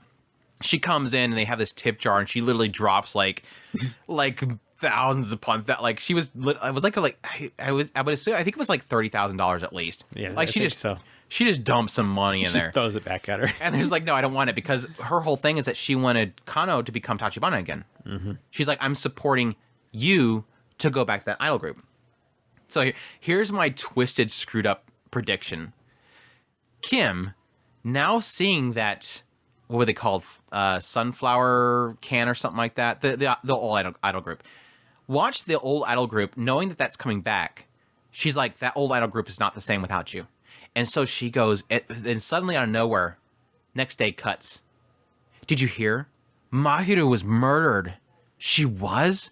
Yeah, they haven't found the killer yet. That's terrible. Cut the next day. Did you hear? Kiwi got hit by a car. No way. That's horrible. What are you going to do, Kano? You should go back to be with them again. Become Tachibana again. No, I'm never going to do that. What are you talking about? Next day, Kano was found dead. And then Tachibana returns, and it's actually Kim. And she just dresses herself up as Tachibana and joins the group again. It's like some dark twist to the entire series. Yeah. It's great. That was the day that the last video from Jelly and then suddenly out of nowhere, everybody's there's like it cuts to like the social media platforms, and you see all these posts like scrolling, and it's talking about how like, isn't it weird that this these people died suddenly, and suddenly that this is not being updated. Does that mean that was actually Mahiru and Kano and all them? So yeah, I can see that. Anyways, that's your dark story for the day. Let's move on. Salad bowl. A salad bowl of eccentrics. Or hinge. I swear I talked about this already. I don't think we did, do we? I don't think we did. Salad bowl of eccentrics or Hinjin no salad bowl. I think I've talked about it like 3 times in different videos though. But yeah, this is 12 episodes done by or being on Crunchyroll and done by Synergy SP and Studio Comet. It's based on a light novel. Character designs by Kantaku. That's why I really like it. And yes, it's the creator of this series, the creator behind Sisters All You Need and Haganai. So there you go. That guy. Clearly, I need to get over there on that show. Clearly, I need to watch the show now. But no, this one opens up with... it starts off by opening up with this princess of this kingdom is being overthrown, or the kingdom is being overthrown, so the princess is fleeing with her guard. They go in this one cave, and she's going there because she heard that there was this transport or portal that would take her to another world. And sure enough, it's there. She jumps into it, falls right on top of Sosuke, who is this detective. And this detective is like a small-time detective. He just does work like, trailing a woman to find out if she's, not being faithful to her husband for a court case or whatever. He just does like these really small jobs. Looking for a cat. Anyways, this princess of this other world falls on top of him. Immediately, he's like, ow, that hurt. Where'd you come from? My hand's cut. She immediately uses magic to heal it. So he's like, okay, that's weird. She's like, yeah, I'm from another world. He's like, yeah, that seems like that's true because you healed my wound. And she's like, I can show you something else. And she uses offensive magic to blow up this like playpen inside of this park. And immediately he's like takes her and runs off with her because she was talking about how she's going to kill any police officers that show up. But anyways, he takes her back to her place. And then from that point, he's like, you could stay here for the night. But then after that, you need to leave. You need to go find your home or something like that. Call your parents. But not call your parent because you know that she's from another world. But she's like, okay, I'll leave tomorrow, but that's fine. But I'm going to have to erase your memories. And he's like, oh, you could do that? Yeah, I haven't done it before, and it can kind of mess you up, but yeah, I'll try to do it. He's like, no, that's fine. You could stay here. You're more than welcome to stay. Like, she's like literally mentions the idea that he literally can be turned into a vegetable. So at that point, we also get another perspective, which is, again, her guard. Her guard jumped to the portal, too, and that's Livia. And Livia, her perspective is pretty much a homeless person because she's at first trying to find Sarah, her princess, and she has to live on her own. So she has this one guy, Suzuki, who pretty much shows her the ropes on how to be homeless in this world. And yeah, over time, trying to find out where Sarah is. She finds Sarah, but then can't support herself working under Sosuke. So she decides to, for her own honor, make her own living. So she still continues on being homeless. And she's pretty much just getting picked up by a bunch of scammers and cults and stuff like that to come to their locations. But yeah, that's basically just so far. The show itself, I would probably cut this up. This is kind of like, I said it reminds me a lot of Hinamatsuri, but not like incredibly funny. Like, this is like a very, like, less hilarious Hinamatsuri, because the Hinamatsuri that show is gold. That show is absolute gold. But it does have that same feel where you have 2 individuals of supernatural abilities, one living with a guy, and one being homeless. And the shenanigans that unfolds. Now, I would feel like this one... Now, Hinamatsuri gets super wholesome at times. Like, the whole wolf song was super good. It was super wholesome. It has its wholesome moments, but this one feels like it's doing more so that. Because it is about Sosuke, who is somebody who... he grew up wanting to be this hero of justice. He wanted this... to follow in the line of Detective Conan. Because they reference Detective Conan a lot. Sarah, at some point, gets in the manga and she starts reading Detective Conan. So he wanted to be this, like... this really great detective. But then he got into the world of detectives, and then the company he was working for did a lot of shitty stuff, and so he left. Like, later on, we find out that one of his coworkers shows up in front of him, and she's, like, very flirtatious with him. And so Sarah's like, are you sure your previous coworker doesn't like you? And he's like, no, I know exactly what she's doing. That's her job. Like, this company of detectives and investigators, they literally send this lady out to flirt with men, to get them to be infidel, to be unfaithful to their wives, so then they can get the dirt on the woman for the guy, or get the dirt on the guy for the woman. I guess you could do the same thing for the women too. But It's like that bad. And so he left that company to do his own thing. But the only work he can get as a single person is to, again, this mom is having problems with her daughter being bullied. Look into it. Again, husband's not being faithful to the wife. Look into it. But yeah, he kind of just got to this point where he's settled. And now that Sarah's in the picture and she's like, why aren't you doing these crazy like murder mysteries and stuff like in this manga? This is the real world.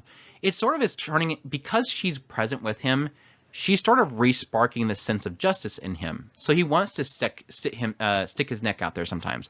Like following this one guy, he ends up finding out, oh, the husband's not playing hooky. He's actually being blackmailed by these thugs. Okay, well, I'll go to the police and leave it at that. No, this time he decides, I'm going to go help that guy because he's being beat up in this warehouse. So he puts himself out there.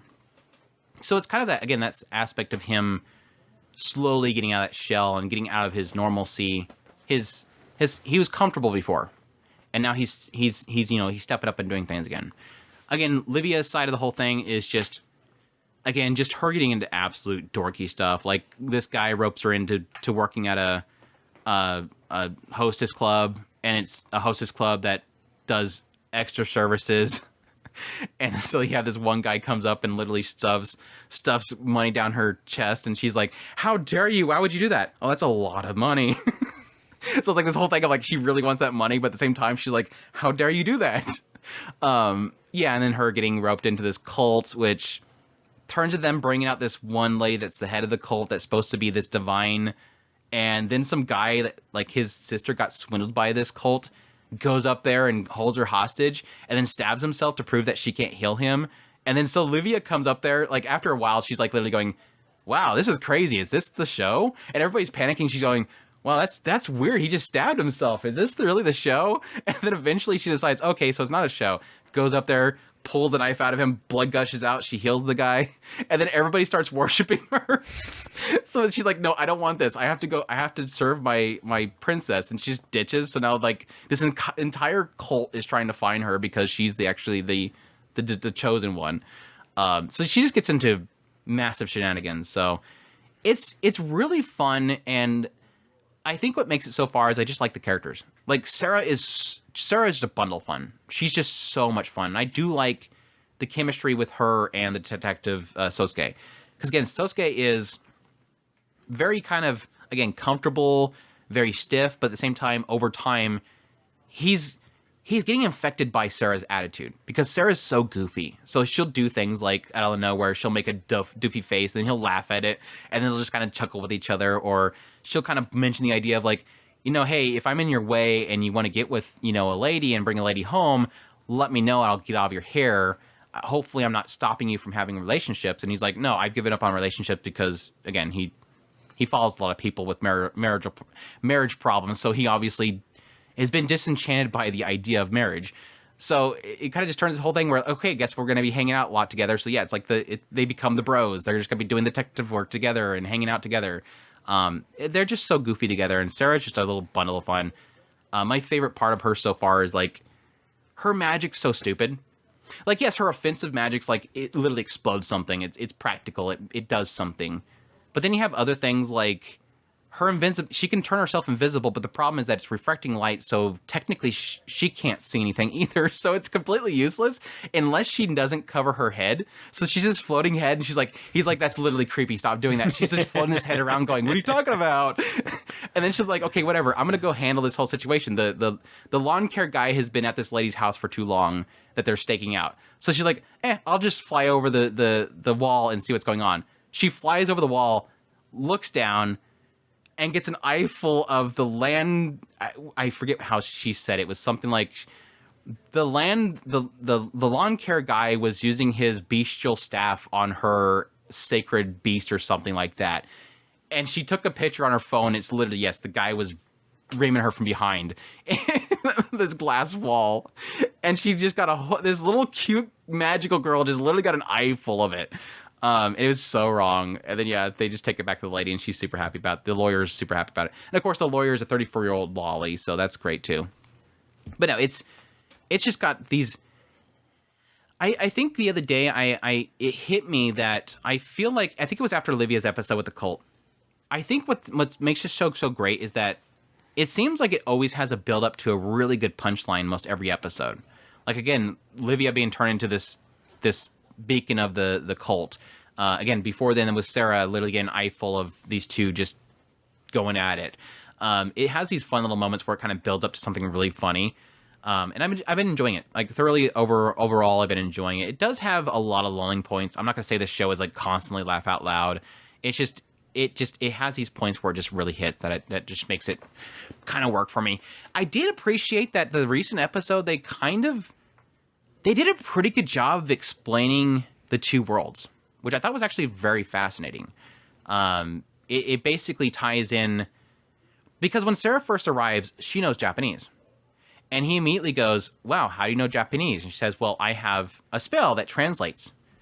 But never indicated that Livia can do that. But Livia's always been speaking Japanese as well. So it seemed like it was possibly a lie. And then at some point in the recent episode, he literally says, okay, with every spell, there's sort of some... If it's not based on science that we would eventually get to in our technologies, if it's not based on, biology and what, mankind can create an explosion. Like everything that you do has some sort of scientific explanation behind it that we can technically replicate. We, as humans, can at this current time can replicate the idea of becoming invisible. You just make a bunch of mirrors and reflecting the light, and you can actually make something invisible. But your way of speaking Japanese, there's the magic itself seems illogical to science because she's like, well, no, you have a translator. You can use your phone to translate, but that's using technology outside of that to do that, and it has to translate it. You immediately know what stuff's saying, so it's a completely different thing that's happening. I forget exactly how he explains it, but it seemed to point out that the way that she translates shouldn't be a spell. And then she goes, oh, that's right. I've been always speaking Japanese. I always knew Japanese. And so it ties the two worlds together, which you sort of get a sense as because in the first episode, when she's coming to the portal, she says, oh, it's there. They knew the portal was there to the other world. But it never specified that this specific world. Like, it kind of gave me a feeling like she jumped to the portal and it went to a random world. So it does have a tie-in with the two world, and I thought it was actually a very fascinating tie-in. So that's a huge plus there as well. So, anyways, I'm really liking it. So I'm glad because Sasaki and Peeps didn't turn out too well, and that was Kentaku's artwork as well. So I was happy at least this one is working for me. So there you go. Windbreaker, the Tsundere Fight Club show. I was pretty sure I didn't want to push Chris on watching Windbreaker. I think it's a good show, but it was like one of those ones where I'm like, Chris, if you're struggling to keep up with your shows, don't bother with Windbreaker. I don't think you're not gonna really get too much out of that show. As much as it's decent. But yeah, Windbreaker is on Crunchyroll, being done by Cloverworks, so really good studio there. Which is really funny because we had Mappa doing that Buchikiri or whatever last season, the fighting show, and then literally right after Cloverworks like, yeah, we'll do a fighting show too. I want to go into Crunchyroll's server and take out that social media fight club thing. I just want it to go away. I don't want to see it on my screen. What is the social media fight club? The viral fight or hand punch or something. Viral hit? Yeah. I thought that was Netflix. No, it's on Crunchyroll. I keep seeing it pop up on my list, and I want it to go away. I was thinking of something I'm not going to watch it. I don't care how bad y'all want me to watch it. I'm not going to. There's so many shows all over the place right now. I can't keep straight what's on what platform. I had somebody the other day was like, where's this show at? I'm like, I think that was the Hulu one. I don't remember. Google it. It's like there's so many places you have to go through for show right now. Again, we got Amazon back in the picture. Anyways, based on a manga, action, drama, comedy. This one follows Haruka Sakura. And Haruka heard about this one school, or at least this group of this one town where like it's been known from the outside as being the place where it's just like constantly there's fights. Like there's this one group and they're all about fighting, and they even have this whole school where people go there and there's constant fighting, and there's somebody at the head of it that's obviously leading the whole group. He comes to this town and immediately he sees this one girl, Kotoha, and she's being attacked by this group of thugs. So he goes over there and beats the crap out of all the guys and goes to walk away. And she's like, wait, hey, thank you for your help. And he's like, he completely blushes. Like, what? Like this, like I said, tsundere. I didn't fight him because I wanted to help you or anything like that. I just hated how cocky they were. That's why I beat him up. That's like his whole thing. It's like, I'm not helping people. I just don't like how this guy is cocky. So I want to show him that I'm tougher than them. And that seems to be his whole thing. We find out very quickly that Haruka in his past was kind of seen as delinquent. Because even though he does have like one side of his hair is white, one side's black, and his eye color is different, it's not like he dyed his hair. It's just that he's always looked like that. So everybody just kind of seen him as being like different and probably a thug or whatever. So he kind of just embraced it. He just became what everybody was calling him and just became a fighter. And that's where he found his joy, was just seeking out the next fight and proving himself with his fists. He seems to be a very simple person in that regard. But yeah, Kotoha decides to bring him into her restaurant to thank him for helping her out, protecting her. And then at that point, he talks about how he's going to join this school and beat up the guys and become the leader. Well, come to find out, this one group comes, the guys that he beat up got more people and they came back. And so he goes out there to face them again. And at the same time, Kotoha gets involved with it. They take her hostage. He protects her. Doesn't know why he's doing. He's like, I don't know why I keep protecting this girl. This is why I don't protect people, is because I get hurt. But as he's protecting her, suddenly out of nowhere, the guys that he's been trying to find, which are the leaders of this area, they show up and they start kicking the crap out of everybody. And then suddenly all the townsfolk, they're all cheering them on and everything like that. And it completely shatters his perspective of this town. Again, what he thought was that this gang ruled the place. It was all about fighting and all this kind of stuff. But what kind of find out, no, this group that he was looking for is like the town protectors. Like, this place was like so lawless and there was so much fighting that at some point this group literally built a gang that will protect this town. Their whole purpose is to protect the town. Anybody that comes into this town, like, there's a sign that's like outside the town. Like, if you come into this district and you have malice in your heart, if you harm anybody, if you cause any sort of sin or whatever, you're going to meet us. You're going to meet our fists. Our fists are going to take you out. And so, upon figuring this out, he ends up joining the school itself. Immediately, he's trying to find the big leader so that he can take him down, so he can become the big shot.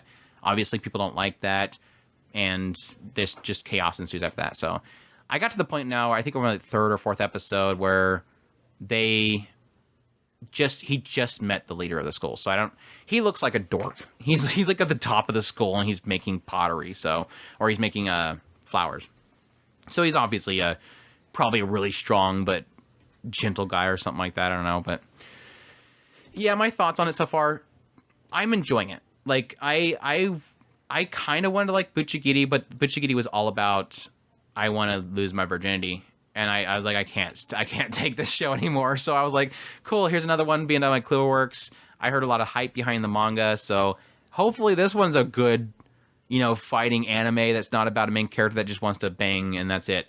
Now, granted, Haruka at first kind of annoyed me because he was all about, I just want to fight the next person. Where's the next person to fight? I gotta fight the next person. But they did a good job of actually explaining his character and the idea that again, everybody looked down upon him. They thought he was a criminal. He thought that he was a rough guy, so he sort of embraced it. He always felt like people were leaving him and abandoning him, so he has abandonment issues, and so he doesn't trust people as much. But now, suddenly, out of nowhere, he's being surrounded by all these townsfolk that are going, thank you so much, Sonny. Here, have some bread. Like, the entire market's, like, literally trying to, give him free things, and yeah, this old lady comes up to his leg to bandage it up because he's hurt, and he's like, what the hell, don't touch me. It's all about the camaraderie and the community that they've kind of created there, that Haruka was expecting a bunch of rough dudes, but in actuality, they're all supporting each other. The townsfolk love this gang because the gang protects the townfolk. And so the townfolk will support them with their goods because they will protect them. They'll give them protection. So it's kind of like a mafia group, but they're mutually helping each other. It's not an aspect of like, you didn't make your payment, so something bad going to happen to you. No, it's literally like, people are supporting each other. And he's like very tsundere in the idea of accepting that. And so at first, while I felt like he was very single-minded, they did well enough that within the episode, within like one or two episodes, you're seeing that slowly kind of chip away. He falls back into it on a regular basis where suddenly out of nowhere he's going, I'm going to become the best and I'm going to beat the big boss guy. But for the most part, he's sort of slowly accepting and gradually opening up to the people around him, which again, for his character type, I assumed that was going to take probably an entire season before that really does kind of break out. But it's his goofy quirk, so it's obviously going to be a thing. But it's been doing well enough. I think a lot of that aspect's great. The fight scenes so far have been really good as well. I've been impressed by them, which I would expect from Cloverworks. Again, they technically partially worked on like Spy Family and stuff like that, so I expect them to do a pretty good job with it. Cloverworks been pretty much climbing up there as one of the biggest studios right now with their work. So yeah, I'm enjoying it a lot more than I thought I would. I don't know, with how many shows I have right now on my plate, I'm not sure if this is going to have any priority at all. I'm pretty sure I'll probably finish it, but it's turned out to be a lot more enjoyable than I was hesitantly expecting, because like I said, I got kind of burnt last season with that other show. I was like, please don't make Haruka just be a dude that just wants to bang the girl. Yeah, pretty solid though. That's windbreaker. Archdemon's Dilemma. Archdemons. Chris did watch this one. He spoiled something.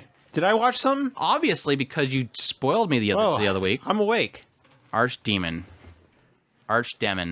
Yeah, this one right here. An Archdemon's Dilemma. How to teach your what was it called? How to teach a noble girl naughtiness. No, how to love your elf bride.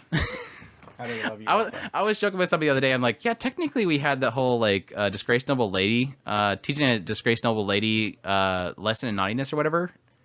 And I'm like, yeah, technically you have like the main guy on both ends are like seen as like demon lords or whatever. Like they're so focused in their magic and their study that they're like super powerful and people fear them. And then you have the bride that comes in the picture. But this one he's trying to teach her naughtiness.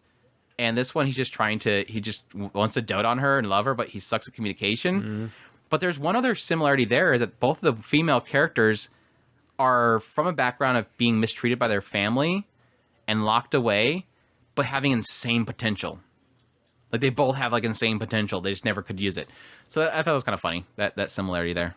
But the disgraced noble lady, he didn't buy her. So at least that one's not controversial. This one, he bought her. Yeah. Did you catch that? I know, right? Did you see that Twitter post where they talked about how he bought her? He bought her. Bought her with a lot of money. He put a lot of money. A lot of money in that industry. They made a lot of money selling her. Anyways, and then he turned around and unlocked it.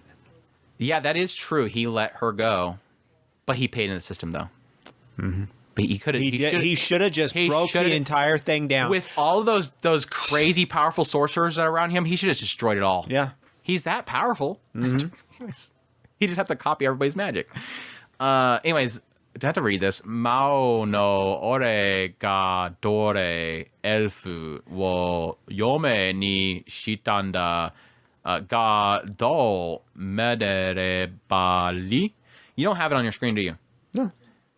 I just noticed you did like a sideways head tilt, like you're trying to look over here, but not really.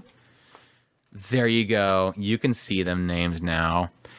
Yes, on Crunchyroll, done by Brains based on a light novel, action, fantasy, romance. And this one opens up with Zagan, who is one of the sorcerers in this world. They kind of classify sorcerers as those individuals that will dedicate their entire lives to studying magic and getting more powerful. They sort of describe them as well as having only desire in their knowledge.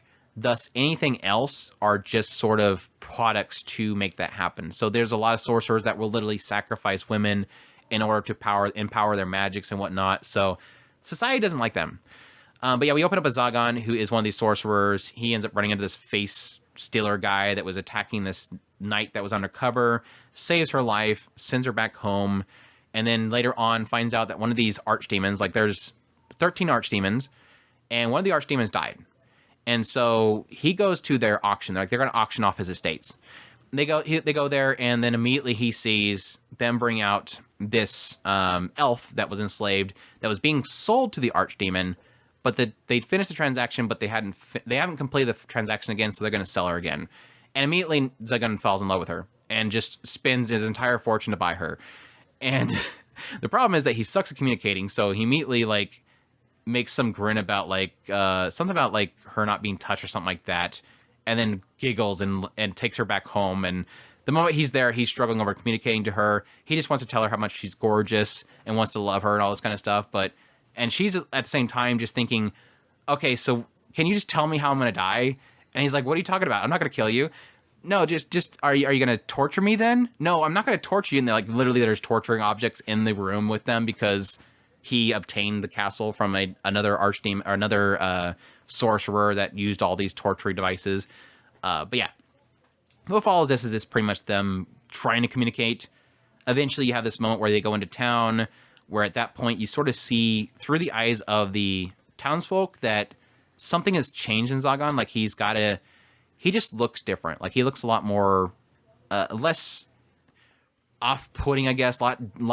He's softened. That's, I guess, the best way to put it. He's softened a bit. But yeah, you kind of find out that he's actually helped this one blacksmith by saving his life.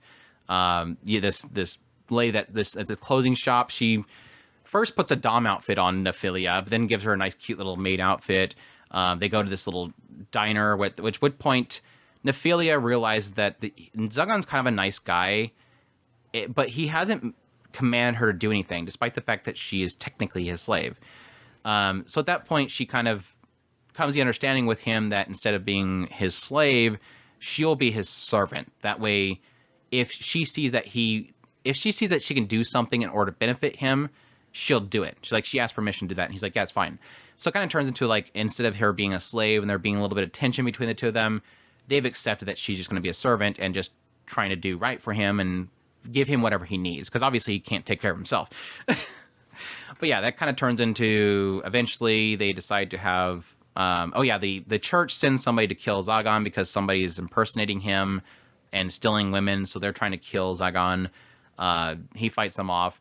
And then later on we have, he gets picked to be the next demon lord, or archdemon, sorry. He's going to replace the 13th slot. And then his friend kidnaps Nephilia, and so he has to go protect him. So thoughts on Archdemon Dilemma? Are we at harem yet? Mm-mm. So we only have 2 girls currently, as far as I can think. 2 girls. Only 1 girl's after him right now. Well, I mean, if you want to say... Well, Nephilia, this recent episode, it seems like Nephilia's pretty sold on him. Yeah. Okay, so this show actually is...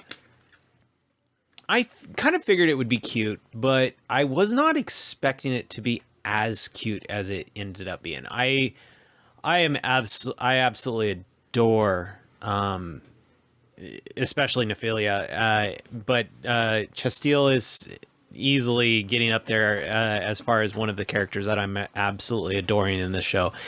But the one that was completely left field that I was not expecting. I know. Barbaros, I know. I was just completely left field. Barbaros. Yeah, he is just the cutest character. He's so cute. I mean, we're talking. I'm almost about to put his voice actor on the same level as Tama for me. He is just that adorable. No. Andrew just totally threw my entire thing off into this left field. Clavwell. The Pope. He's so cute. Yeah, I'm not going to do it again. No, Zagan, I actually have really... his character is very endearing to me. I really do love his... They're really pulling off this... his awkward nature. They're really kind of throwing in his I think a lot of it is because they're throwing it into his head a lot of cases, and he's going, why did I say that? I don't understand. And there's this grandiose nature to a lot of the things that he's saying. And then he goes back into his head and he's like, why can't I say it the way I want to say it? But no, I've actually very much enjoyed this show. It's really has done a fantastic job of introducing the characters, taking their time. They're not speeding it into it. Actually trying to sell the relationship between a lot of these characters. And for that, I give it a lot of props.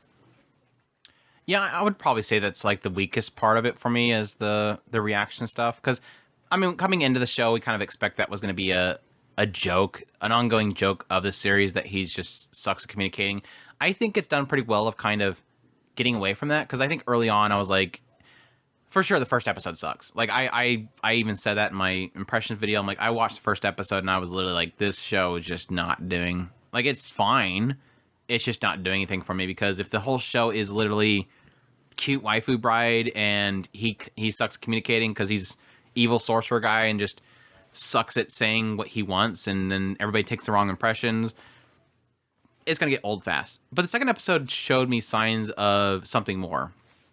Second episode really starts to open up the world of magic itself, getting into like the sorcerers, how the magic itself can be overwrote.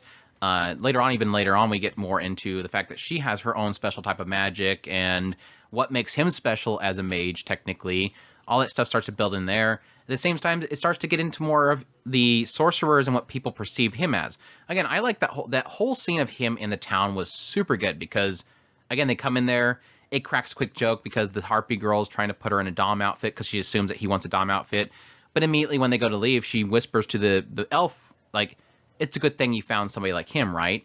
Like, you found somebody that's going to protect you. Because the harpy, despite the fact that early impressions of the harpy, she didn't like him. Like, she was afraid of him.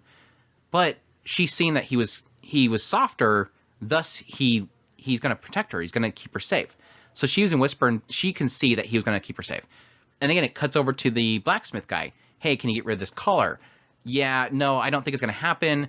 You're going to have to find the key, because even if I try to break it, it has a magic on it. It would probably kill her. So, yeah. Well, how much do I owe you? No, you don't owe me anything, because you protected me before. Remember back then, you protected my caravan. Oh, well, I wasn't really meaning to do that. I just wanted to destroy those things.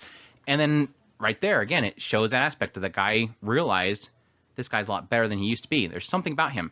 At the same time, he's Zugon, he's constantly thinking, why is everybody acting weird suddenly? Oh, it's got to be because she's with me. They're acting nice because this beautiful girl is next to me now. But no, it's because everybody's seen that he was different. That's why they were acting different. And so it was a cool little insight there. And like I said, the episode ending it with the fact that, again, they've established this kind of servant master type of setup there, which kind of broke the ice between the two of them. But we all know it's more of an aspect that he loves the hell out of her, and she very quickly is establishing that she just wants to do right with him. And so it is kind of breaking a lot of those norms around this setup so far. I think that partly has to do with how much Nephilia has technically broke past that submissiveness really quickly. Like, early indications coming in this show, I thought it was going to be like this super timid elf girl that's constantly going, yes, what do I do next? And then she looks super cute, and then he goes, oh my gosh, she's so cute. And then she goes, what's next, master? And oh, did I do that too much, or should I clean your laundry? No, she's very assertive. Like, she's willing to kind of go out there. So if he makes some passing comment about sitting down, and it's literally on his lap, and she kind of blushes about it, but she does it. There's an element of it where she is technically putting herself out there, and that forwardness that she kind of has is pretty cute. Her willingness to come out there and protect him is really great as well. Like, she doesn't constantly stand back and wait for him to say jump. She is constantly the one that is literally jumping before he even says anything. And I do like that aspect about her. It has really made her character stand out a lot more than just being a perfect waifu character, which in itself is kind of a perfect waifu character, is the idea of one that is assertive and getting stuff done. But I've liked that about her as well. So yeah, Chastil and Manuela, the moments that we've had with the two of them has been great as well. Chastil has really kind of quickly realized that somebody's been manipulated. This Zagon guy is not as bad as what they think they is. There's something happening in the background. Somebody's obviously framing him. She's figured that out really quickly because obviously he saved her life. So yeah, it's done good. It's been a pretty solid setup. I don't know if, like, the later episodes I've really cared too much for, like getting into becoming the Archdemon and this whole thing with Barbaros and stuff like that. I just don't know if I do like the fact that they have done well in establishing the two of them being very similar, because the two of them have been discarded by society. The two of them had to get stronger to survive. and the two of them do have unique abilities about themselves that make them extremely powerful. So there's a lot of similarities between the two of them, but I think everything outside of them, I'm not sure is working too well.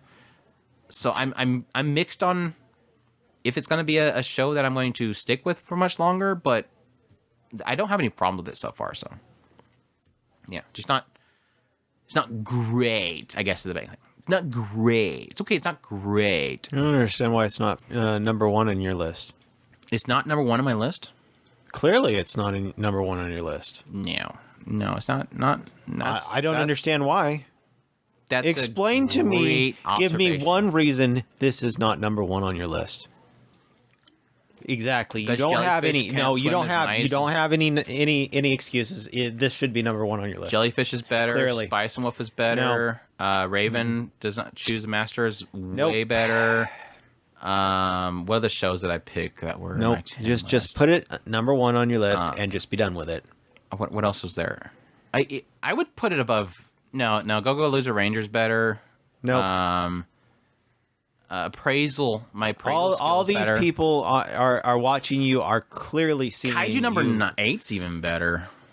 Clearly, that one's probably clearly a controversial you have one. some people, kind of I think issue. the only show that people were upset about my top 10 list was Kaiju number 8, and I'm like, just because it's like a big epic, the next big Shonen Jump show doesn't mean it has to be bad. If you're like, I'm a very refined anime taste. You can like these shows. Just because they're a popular shonen show doesn't mean you can't like it.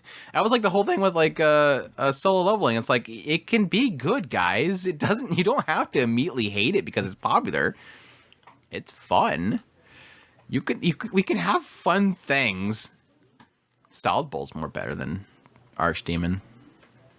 Archdemon's fine. Chris is just making me have to say that things are better. You know what's also better than Archdemon? Girls Band Cry.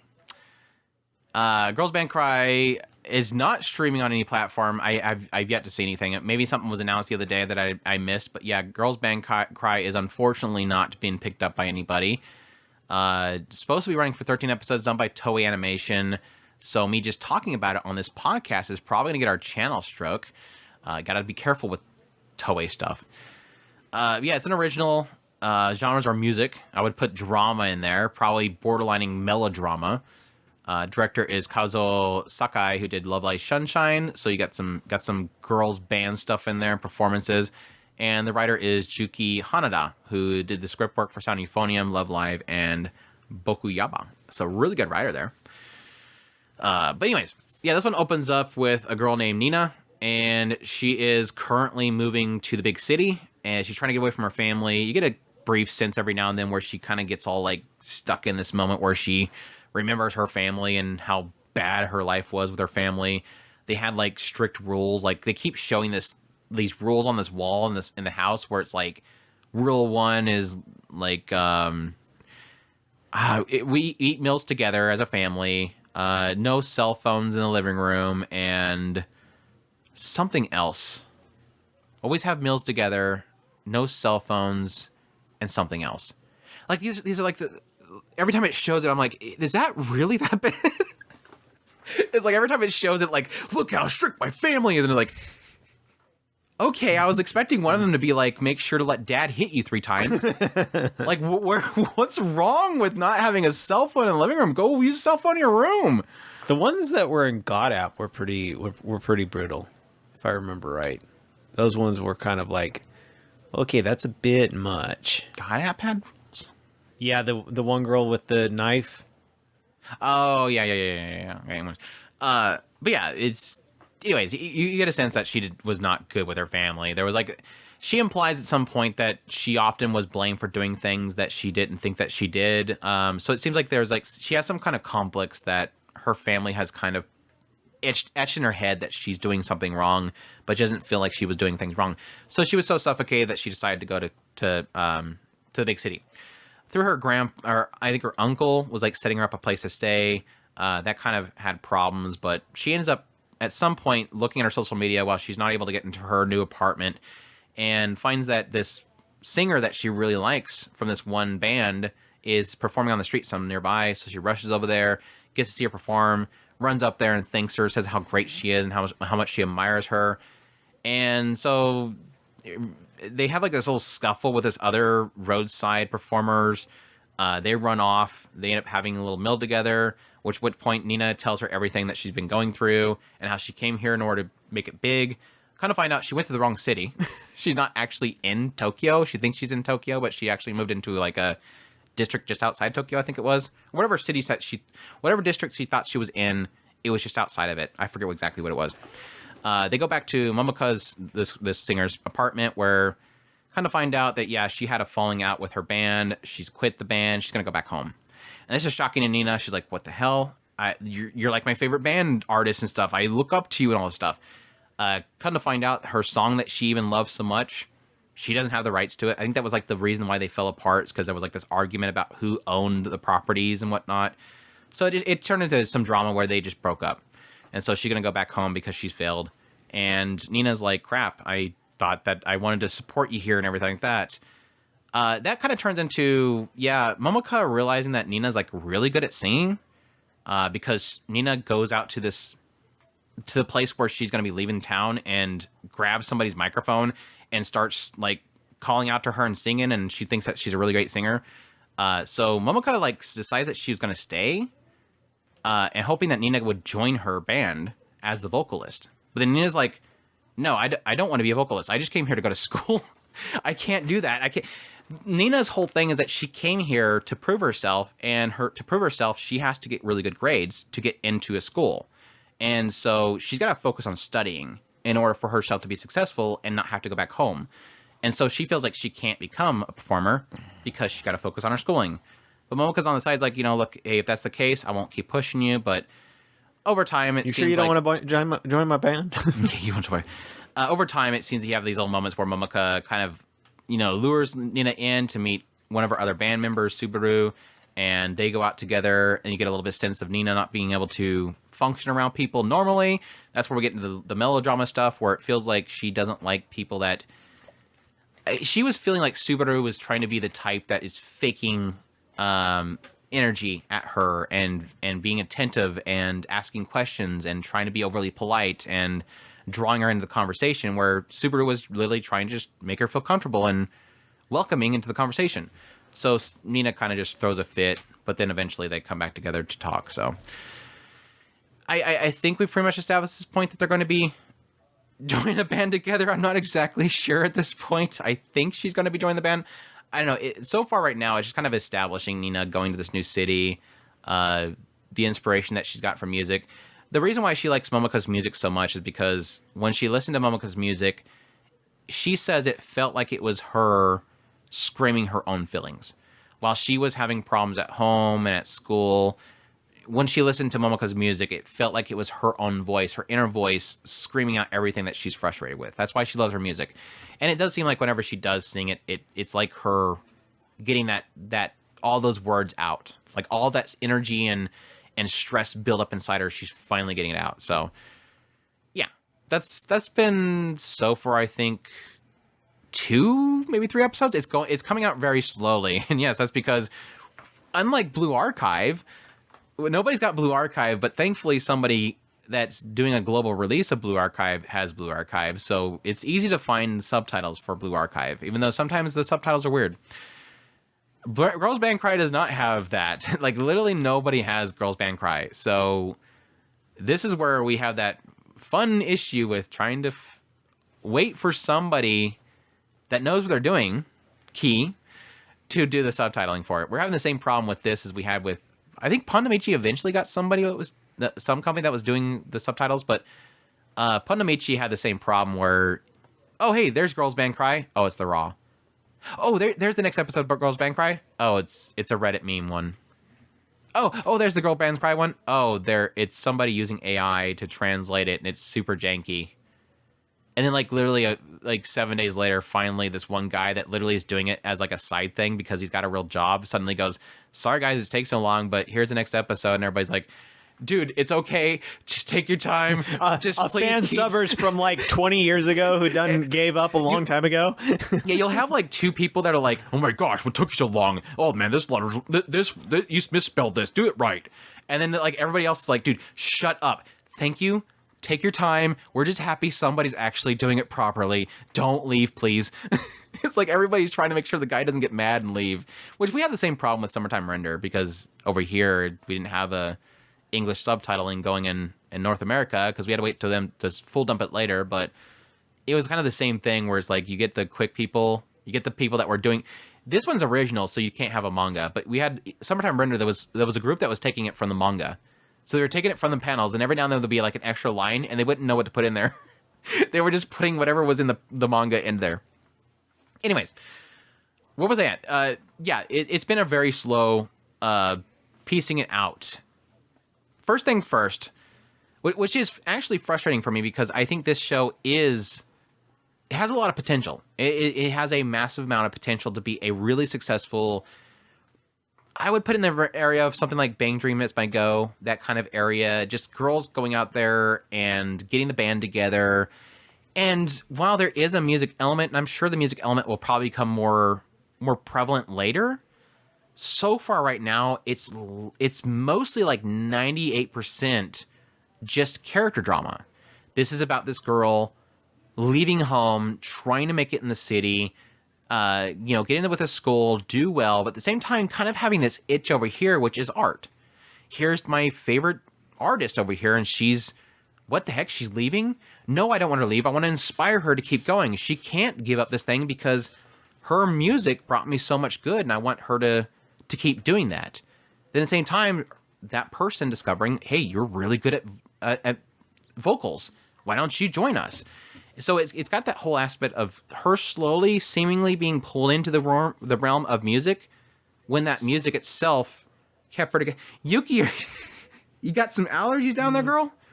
The music itself is what kept her alive, really, is what it is. She was at her wit's end, and the music itself kept her together. And so why not get into that? You have that opportunity. But no, I have this to do. Because if I do that and I fail, I'm gonna have to go back home as a failure. This is my route. So there is a little bit of a struggle that's happening. While at the same time, they're introducing Momoka and Subaru and getting a little bit more into Nina's inability to really communicate with people. Like even at some point, Momoka, I think it was Momoka or somebody's like, "You really suck at like dealing with people, don't you? Like you're just assuming that the Subaru is this is my friend, and she's literally trying to be nice to you, and you're treating her like crap. Like what's the deal?" Like she's kind of nasty in that regard, but it's really in her own sort of difficulties in communicating and handling people, really. Now, that's where again I get into the element that is probably the only issue that I have with the show so far is there's that understanding that I have with people that sort of have like trust issues and have had experience with people that sort of are fake. Like, if you deal with certain people that are overly attentive and you know they're just doing it just to kind of be that center of attention, you know they're the type that likes to act like they're your friend, but they're actually just trying to goad you into something, there's an understanding that Nina has that trust issue. But at the same time, there is times where it's like some of the conversation sort of pivots into a really nasty realm, like within a just like breakneck speed. Like we're fine here, and then suddenly out of nowhere, somebody's pissed, and it's like, wait, did I miss something? Go back. No, you just literally just snapped out of nowhere, and it makes no sense why you get that mad over that comment. Like there was like at least 2 or 3 times throughout these, again, 2 or 3 episodes where it was like, what?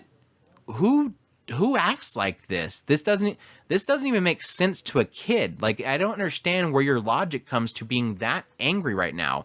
Chill out. It does technically creep into the realm of melodrama. And for those who don't know, Andrew does not like melodrama. It was the only thing that I didn't like about it's Bang Dream It's My Go. Bang Dream It's My Go is a great series. Just gets very melodramatic at times. Like all the side characters of that show, besides the girl that is like the singer, the vocalist. All the other characters are like just melodrama. But visually, we got to talk about the visuals. Yes, got to talk about the visuals. CGI. This is probably the most unique use of CGI that I've seen in a long time. It sort of it gives me the same feeling that I had getting into Land of Lustrous, for a completely different reason, by the way. Just bear with me. When I first got into Land of Lustrous, one of the things that really grabbed my attention about Land of Lustrous was expressiveness. That show nailed expressiveness out of those CGI characters.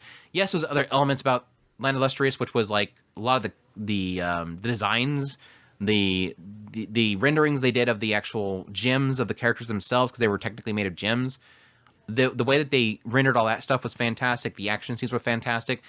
But specifically, how unique that was in CGI and the expressiveness of it. I had the same feeling coming into the show. Like, it's kind of going for almost a photorealistic, but at the same time, keeping it very its own style of anime at the same time. And it's very hard to really describe other than it being very, I don't know, like, I want to say like coffee shop dust kind of look to it. Like, it looks like it's going for photorealism, but the characters themselves are very anime. They look like anime 2D characters rendered very well into a CGI environment in a way that is very unique and really well done. But again, to top that all off, the main key thing they're doing really well at is expressiveness. These characters look like goofy anime characters when they get super into something. Like, we were joking about with the PV all the time was that whole boo boo boo thing where they just like stick the lips out like super sharp. They get super silly with the animations, and it works really well. Like, it looks like a 2D anime show with overly comedic expressiveness of the characters, nailed in a CGI environment with CGI characters. And that part right there enough is just making it work really well. There is times where I feel like the environments are too realistic. Like, there's times where suddenly out of nowhere it looks like they're actually standing in like a hyper, like they're putting too much work into hyper realism, the environment, to where suddenly it kind of clashes with the CGI anime characters.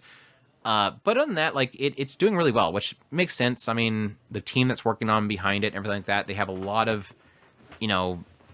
talent and whatnot with things like Love Live. So it makes sense that they're doing something very familiar with them. They hear with some new style to it that's just absolutely working. So I think this is probably one of the most unique and really good looking CGI shows that I've seen in a long time. Like, even if you're not going to watch the show, I think if you are an enthusiast to just animation styles and different creative ways that they can do anime, especially even in CGI, if you're not like, if you can at least acknowledge, hey, CGI can do anime right. If you're like one of those fans of like Orange and stuff like that with Trigun, something like that. I think there's something really interesting here that if they keep working on the style, it can do something really great. I will admit, despite all that positivity, watching the OP, it's like, holy crap, I wish this was in 2D, because I really like these character designs in 2D. I love these character designs. They're super guys. I meant to look up the character designer. I love the character designs. And when I see them in 2D in the OP, it really frustrates me. And they do have that problem every now and then. They'll cut to a 2D shot. Like, one of the girls decides to make something, and so she goes to chop up a bunch of lettuce, and it just, I don't think there was another shot in the entire episode that was 2D besides the OP. It just randomly cuts to a 2D drawn cutting of lettuce, and it's like, why? Just don't show it. Like, I couldn't render it fast enough. It's kind of like the reverse. It's the reverse effect to the CGI dragon. It's like, just don't show it. Like, just make ground noises, and then we just assume there's a dragon in the area. Like, just don't even. Do you see the Misfitted Demon King Academies? Have the characters randomly talking about a dragon. Yeah, just say the dragon. There's a dragon in the area. Where's the dragon? Just put a little note in the bottom corner. We're not going to show you because otherwise we'd have to do CGI and everybody go, okay, that's fine. Gotcha. Just show it. Just do a still. Just do a still. Did you watch that clip of Demon King Academy? Oh, those dragons. Were you still watching that show?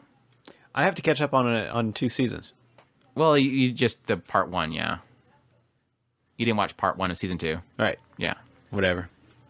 I didn't. It was so delayed. I just never got back to it, and then I'm like, I'm not hearing anything good about it. So, but no, Girls Bank Ride, really liking it. Character interactions are really good. Yeah, it's got some funny moments in it. There's this kind of quirk in it, which I'm sure most people have seen, that Momoka, because they had this run-in with this other street side performers, she says something cocky to her, and then she runs off with Nina, and then at some point they get across the street and she turns around and flips them off, and then they run off again, and then Nina later on asks, what does this thing mean? And she's like, what's the double bird mean, basically? And she's like, it means thank you around here.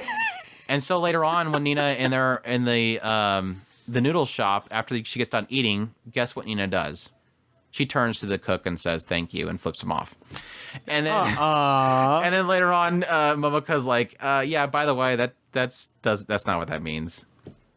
And it kind of turns into their whole shtick, because later on, when Nina wants Momoka not to give up on her dreams of being in the band, she literally screams out, flip everybody off with me or something like that. So it turns into like a cute little quirk with them. But then she establishes, please use this finger instead going forward. And so Momoka's like, okay, I'll do that. So it turns into a cute little thing between them. The noodle shop people understood. They knew that was just a dumb joke. Yeah, so that became like literally Twitter for like a week. Everybody going, nobody's watching Girl Bang Cry because nobody can watch Girl Bang Cry. But look, it's got her flipping off people. It's funny but yeah, it's fine. It's not the first time anime characters have flipped people off. It's like everybody's thinking like, holy crap, Girl Bang Cry had him flipping people off. The girl in Henna guy who would just burst into full on. Yeah, it was one show back there, one of those harem shows where they just the bleeping noises and everything. It's not the first time they've used the middle finger. Yeah, cute anime girls. They every once in a while. It felt like it's early a contrast 2000s thing. Yeah, early 2000. It felt like there was a lot of joke, especially 90s. No, was it the 80s? I think it was the 90s. They had a lot of OVAs of characters that would just constantly cuss and stuff. They thought it was the funniest thing ever. Being American vulgar or English vulgar is a very it's a comedy bit in Japan. They don't use it often in anime, but it works. So anyway, that's Girl Band Cry. It's super good. It's got a lot of promise. Just wish somebody actually had it. I don't even know if I want to talk about this next show. This will probably be a very quick one. Highspeed Etoile. Do we even have an outline for it? The show that I only watched because it's got the seiyuu that did what's her face from Gushing Over Magical Girls. That's literally the only reason I watched it. It's because the main character is voiced by what was her name? I'm already forgetting what her name was. Shoot. Baser. What was her name? I forgot her real name. Utena. Yeah, the seiyuu for Utena of Gushing Over Magic Girls, the main character in Highspeed Etoile. And it took a whole episode before she finally shows up. And I'm like, that's not her, is it? And then finally I heard it, and I was like, oh, no, that's her. Okay, I finally heard her somewhere in there because she's not being a twisted psycho BDSM magical girl villain chick. I don't know. Yeah, I've watched maybe an episode and a half of Highspeed Etoile, and I haven't even looked back at it. I don't even care to look back at it. It's essentially in the future, they've discovered this new technology of energy. They're using that energy on these cars, creating this new age of racing, these super high-speed race cars. They even have some companies are moving into using AI. So, like, some of the race cars are just completely fully AI controlled.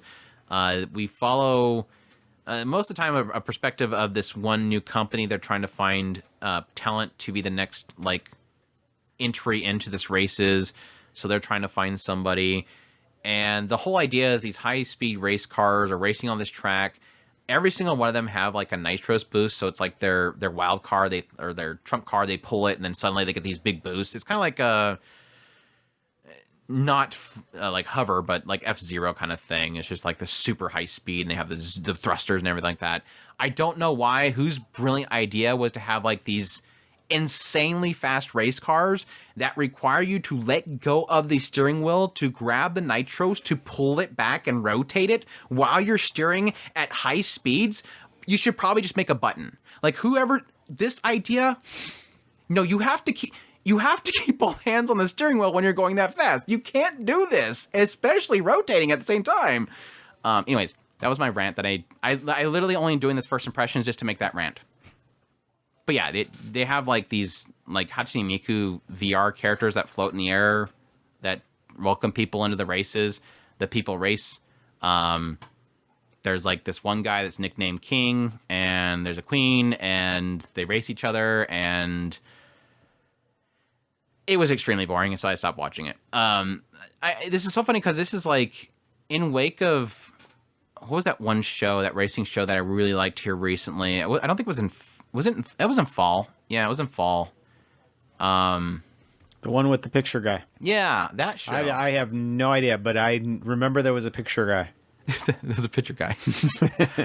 That show was really incredible, and like the races in that one were still good. And that one used CGI. It wasn't like it was a very good use of CGI. But I think because that one utilized so well perspective shots and seeing the race cars come in, you get to see them kind of flow around each other. You get pretty much the same angles you would get if you watched an F4 racing, seeing the side views of the where the gates are and stuff like that, and you're seeing the cars come by. It did well in kind of presenting an actual race, so it felt like you were actually watching a race and you were getting pumped up. The music was jumping in there. The music was really fantastic. This show, I was so bored watching the race because it's literally just like these overly. It's like it's not hyper detailed, but it's like just over that line where it's too detailed to the point where it just feels super off, and it's just them. It's just showing them next to each other or something like that, and then every now and then cut to the character's face, and then cut to the thing being pulled, and then like streaky lines, and now suddenly it looks like, I don't know, Tron or something like that. It's so boring. Like I was so bored watching it. Like there was no, I didn't care who won. I didn't even know who's writing what. I don't know who's is that one of the AI ones? Okay, I don't know. Okay, guys, I'm gonna help y'all out. This is the real problem with this show. The real problem with this show is that Utena didn't go into this kind of squeaky, excited Dude, voice. if somebody episode 5 or something. No, let's say that's what we really need to know. If she episode starts 8 getting excited and she actually sells a scene, then Andrew's back on board with the show and we're gonna watch it. Yeah, if by episode 8 suddenly out of nowhere somebody says that Ren just goes total Utena mode, I'll be like, okay, I'll get caught up. I doubt it. I didn't even know. Somebody will tell you that just to troll you into watching it. I'm sure they're trying to sell some type of mobile game or something like that. I don't know. I don't care. It's just the races were so freaking boring. I could not get into it. I did get one really funny quote out of it at some point, because they were mentioning there was some kind of comment about like, is it better to stay up front or to be like in second place or whatever. I think it's kind of the concept of, do you like that idea of, yeah, no, well, that, and they got this in, they got into this with the that other show as well, which now I'm really annoyed by not remember the name of it. They got into that as well, this idea of, some people like the idea of constantly having somebody at their back, and in front of them is their win. Like they're in the front, but there is an element of the person being in the front and how a lot of stress comes from that. And the idea they were doing with that show was that this one company had 2 lead racers, and they were always 1 and 2. And so the one guy always just stayed on his tail, and that was his position, while the other guy was okay with that pressure of being in the front. And yeah, there is the element of, technically, yes, you can cut in to do a slipstream or whatever. But the idea in this, what they were kind of explaining at this earlier moment was, yeah, would you prefer to always be in the front for that pressure, or do you like the idea of hanging out behind somebody, slipstreaming, yes, and then hitting that booster and getting ahead? And what was the quote? It was something like that, this day and age, it's all about going from behind or something like that. And it was like, oh my gosh. Screenshot that, send it on Twitter. That was like a full out of context quote right there. These days, it's all about going in from behind. That's the best thing I got out of this entire watching of, again, 1.5 episodes. And it's another show that's full CGI, and I don't think that they're doing really anything good with the character designs in this. My outline, which are all 2D, look fine, but the show itself, just CGI is just, it's not bad, but it's not good either. So I was not supposed to talk that long about this show. What else? What else? It's just gonna be like this entire podcast is me talking about shows that are unavailable. Let's talk about the other show that's not available. Blue Archive. The hit anime series based off the hit mobile game that has probably the most controversial fans of it ever. I don't know why. Blue Archive, the animation, being done by Studio Yostar Pictures and Studio Candy Box, based off again a mobile game. And this one opens up with this one town, or this one area called Kivotos, or the city called Kivotos. And Kivotos is protected and ran by the General Student Council, which this entire city is pretty much a city full of academies. And so you have all these different academies within it. Currently, they're trying to maintain the chaos that's happening right now because the Student Council president is missing. And we jump over to specifically Abydos High School, where we have the students that are currently there, which is literally 5 students. Like the entire school, there is 5 students. The reason why there's only 5 students is because this school is in like massive amounts of debt, and that's because in the past, this great dust storm came through this entire city and just covered everything in dust and destroyed things, and they had to take out a lot of loans in order to patch it up and save the school, and they haven't been able to pay that back. And so a lot of people have pretty much left the school because of that.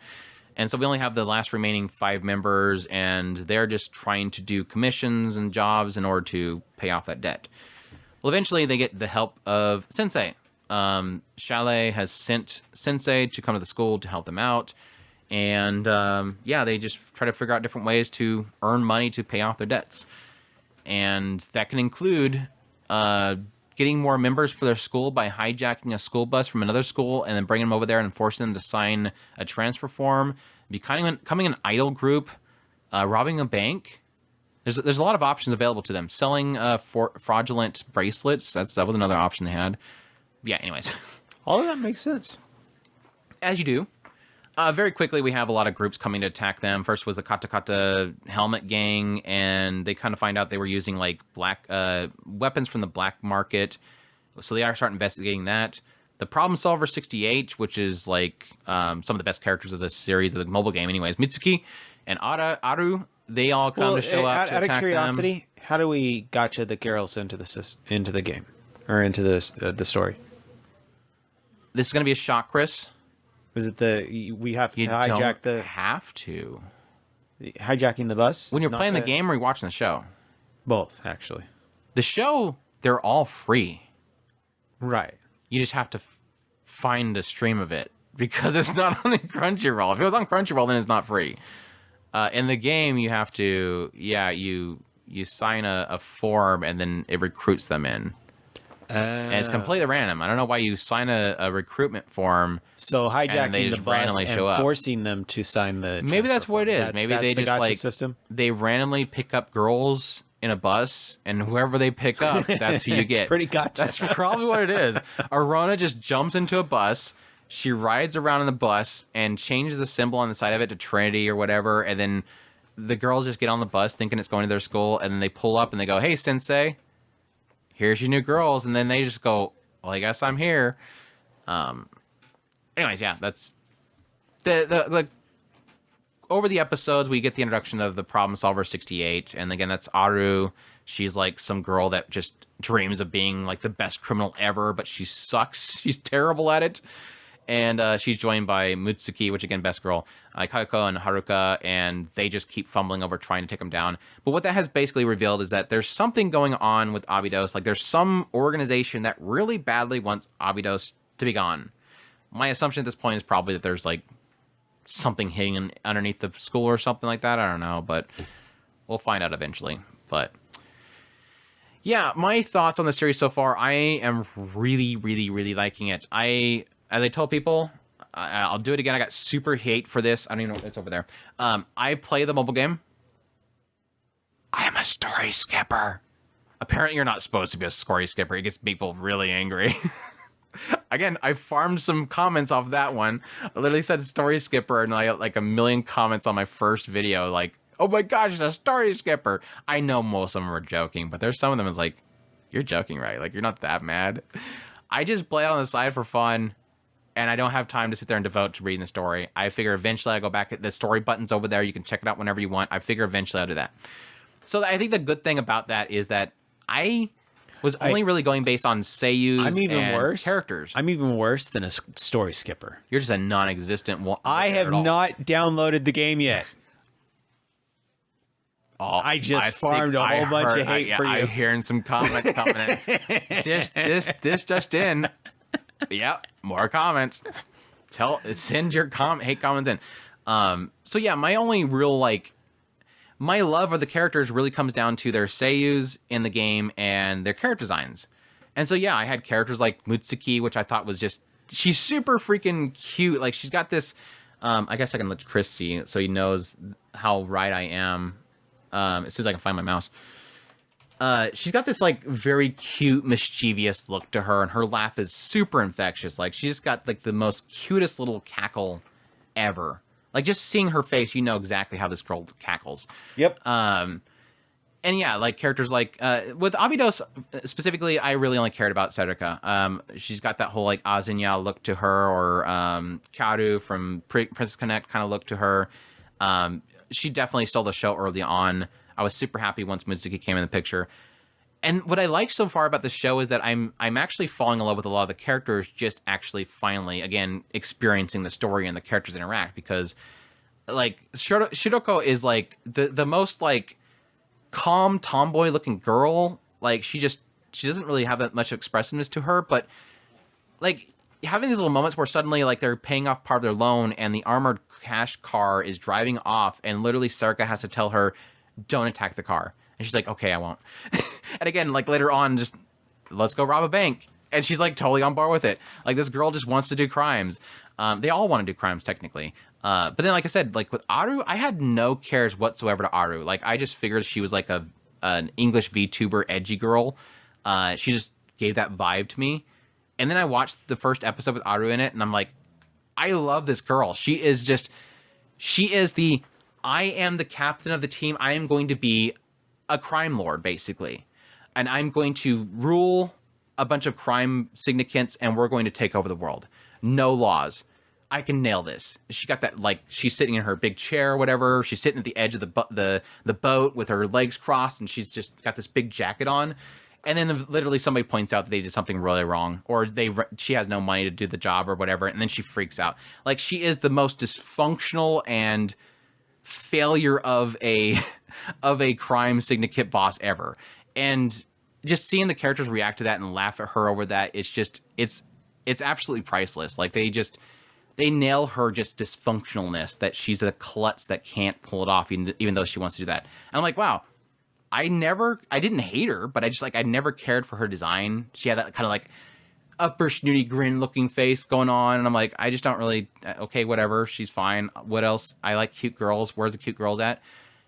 And like I said, I fell in love with her just seeing her in action in the show. So no, Andrew, I've already spent way too much money in another one. Which is bad, because then then now anything Aru comes out, I want to girl for her now. I'm already dedicated to getting every single version of Mutsuki, so I might as well add Aru to it apparently now. I still haven't seen Iori, which is technically was one of my first 3 stars or whatever, hoping eventually. Yuka showed up for 2 seconds. I really like Yuka thighs. I'm really looking forward to Mika as well, because she's now Toyama. I've always liked her character. But there's a lot of characters that I'm looking forward to popping in here, but at the same time, I'm enjoying seeing the other characters pop up and what they do. There is a kind of funny element to the show. It does look really good. I would say that, like, the recent episode, it looks like the quality is...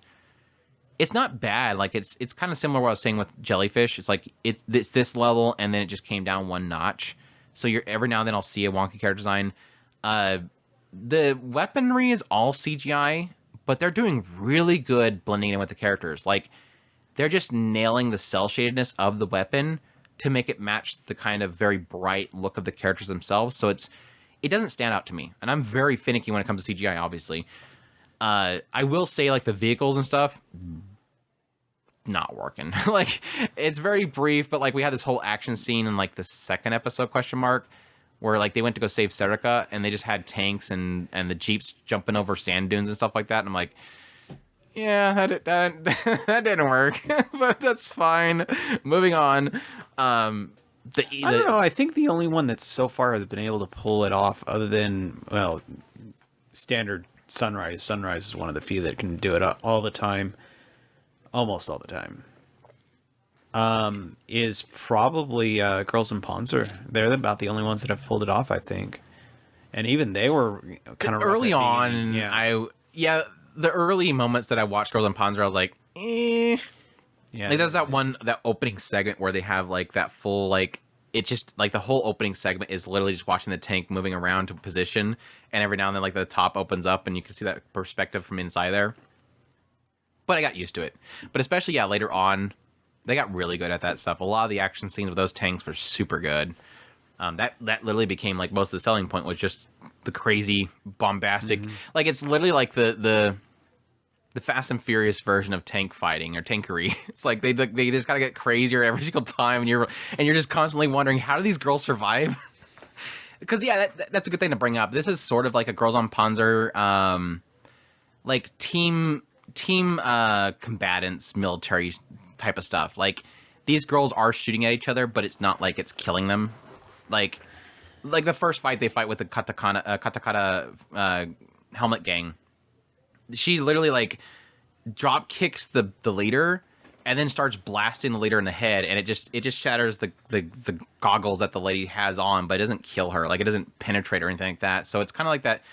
It goes in that area where they get hit by the bullets and they like fall over. It's like airsoft? I guess it's not airsoft because it sounds like real guns. So I'm guessing it's kind of like a mixture between like real ballistics, but like maybe like, I don't know, non-lethal beanbags or something like that. I don't know. Like they're all types of different weapons. Like they have Gatlins and stuff like that. It's just, I would probably say because they all have halos, which comments I don't need answered, by the way.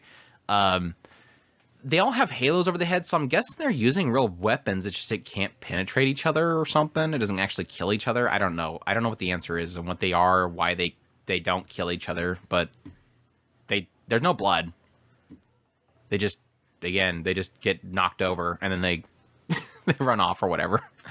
So yeah, I don't know what that's about, but maybe eventually they'll explain it. Maybe they're I gotta stay away from this. Bad. Maybe this world is what's the space between life and death? Purgatory. Maybe they're in purgatory. That's why they have the halos. They're all in purgatory and they can't die. Is that whole story? Again, if that's the answer, and I don't need a yes or no in the comments. Actually, let me tell you about the whole entire story of Blue Archive that you can find on the Wikipedia if you really wanted the answer to it, but I'm going to tell you anyways. I've got to stay away from this. Got to stay very, very, very far away. Sound Euphonium. I know Chris hasn't got caught up yet. I'm enjoying it so far. I had to get caught up on the movie. Chris, I think, is still having to this. I got caught up on the movie and the OVA, which is pretty much covers the second year. Going into season 3, funnily enough, is going into third years, which pretty much has like the team taking over the band itself. I have to say, hats off to Kyoto Animation, because they literally are their band. I think right now, I don't have an outline for it really. Their band right now, I think they said 90 students are now in that band. So it's like, holy crap. Like I didn't realize it because they said something like that, and I thought I misread it. And then the entry card to the episode has like that usual like style of the muted colors with the banner, and then it has the text of what the episode is. And it has, I counted, it literally it shows every single one of the character designs in silhouettes. And again, it's 90 students. So it's like, holy crap, we're just, this is getting way too big. And now, granted, they're not like focusing all the characters. They all have unique designs, because you can actually see every now and then they'll do a middle card to the episode, and it'll just show like, this is the tubas or this is the clarinets. And so you get to see every single one of the characters eventually. Like they literally designed every single one of them, and they all have unique designs to them. But Anyways, season 3. To give people a little bit of backstory here, I did not like season 1. I still gave it a 6. It looks like. Absolutely love season 2, and so I was looking forward to season 3. And again, I did not know about the movie and the OVA, so I watched those. I really enjoyed them, even though I watched them out of order. I watched them out of order, so I had no clue who this Kanade girl is. So I got to see how Kanade right here is acting kind of like flirtatious to Kumiko, and then I watched the other part and I go, oh, she's actually a jerk. I don't like this girl. I still don't like Kanade. She's super cute, but I think she's like super manipulative. But anyways, going to season 3, it is the third years of the students, and again, the major focus here, the shift in the story, is that now Kumiko, Reina, and Shuichi are taking over the club itself. So they're the president. They're basically like the council president group that are essentially covering everything, like the what they call them, the drum instructor. I forget what the name of it. Reina is. Kumiko is pretty much the president, and Shuichi's doing his stuff as well. I forget their titles. I'm sorry. But anyways, drum major, yeah. They're doing their tasks in order to lead the school itself. And as usual, like every single year starts, they come in there. This time again, everybody is super excited to join. Not just because Taki is there, because that was the reason why originally Reina wanted to join, and a lot of people wanted to join the club was because Taki is like this famous composer, and he's now in the school. So all these students were coming there as musicians to want to be instructed on him. But the oddity then came up is that Taki didn't really instruct them much. He's like, just let them to their own devices. But there is a thing that every single year these students will present, at least the leadership will present to the students that join the club, 2 options. We either go for the gold, or we have fun. We can't do one or the other. You either want that gold and we devote it and it will be very difficult, or we just screw around for the year. It's your choice. And they put up to vote for everybody, and of course they choose to want to go for the gold, so thus starts this process of actually building up. And they kind of, with this season so far, has really gotten into several things, including how Reina has difficulties with Shuichi and how he doesn't support Kumiko in the way that she thinks that she should support Kumiko, because Kumiko now has a lot of responsibilities. It really is showing how a lot of the characters from the previous years, all the responsibilities that were on them, are now being put upon Kumiko. Her having to deal with a lot of drama between each of the students. Like this one girl, her sister joins the club, and so her sister really badly wants her older sister to have a better position in this one performance because it's her last year. Yes, you have the conversation coming up about typically with the third years, they'll start to either leave the club or they will lower their responsibilities because they have to start focusing on their exams for their futures. That stuff is coming up as well.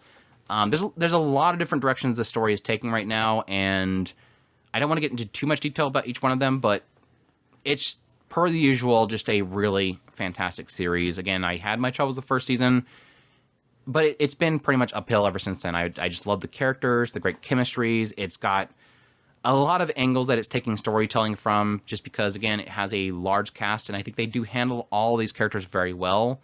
I have fears of it getting to a point where there's too many characters that I don't really feel like I'm investing enough in each individual character, but it hasn't really done that.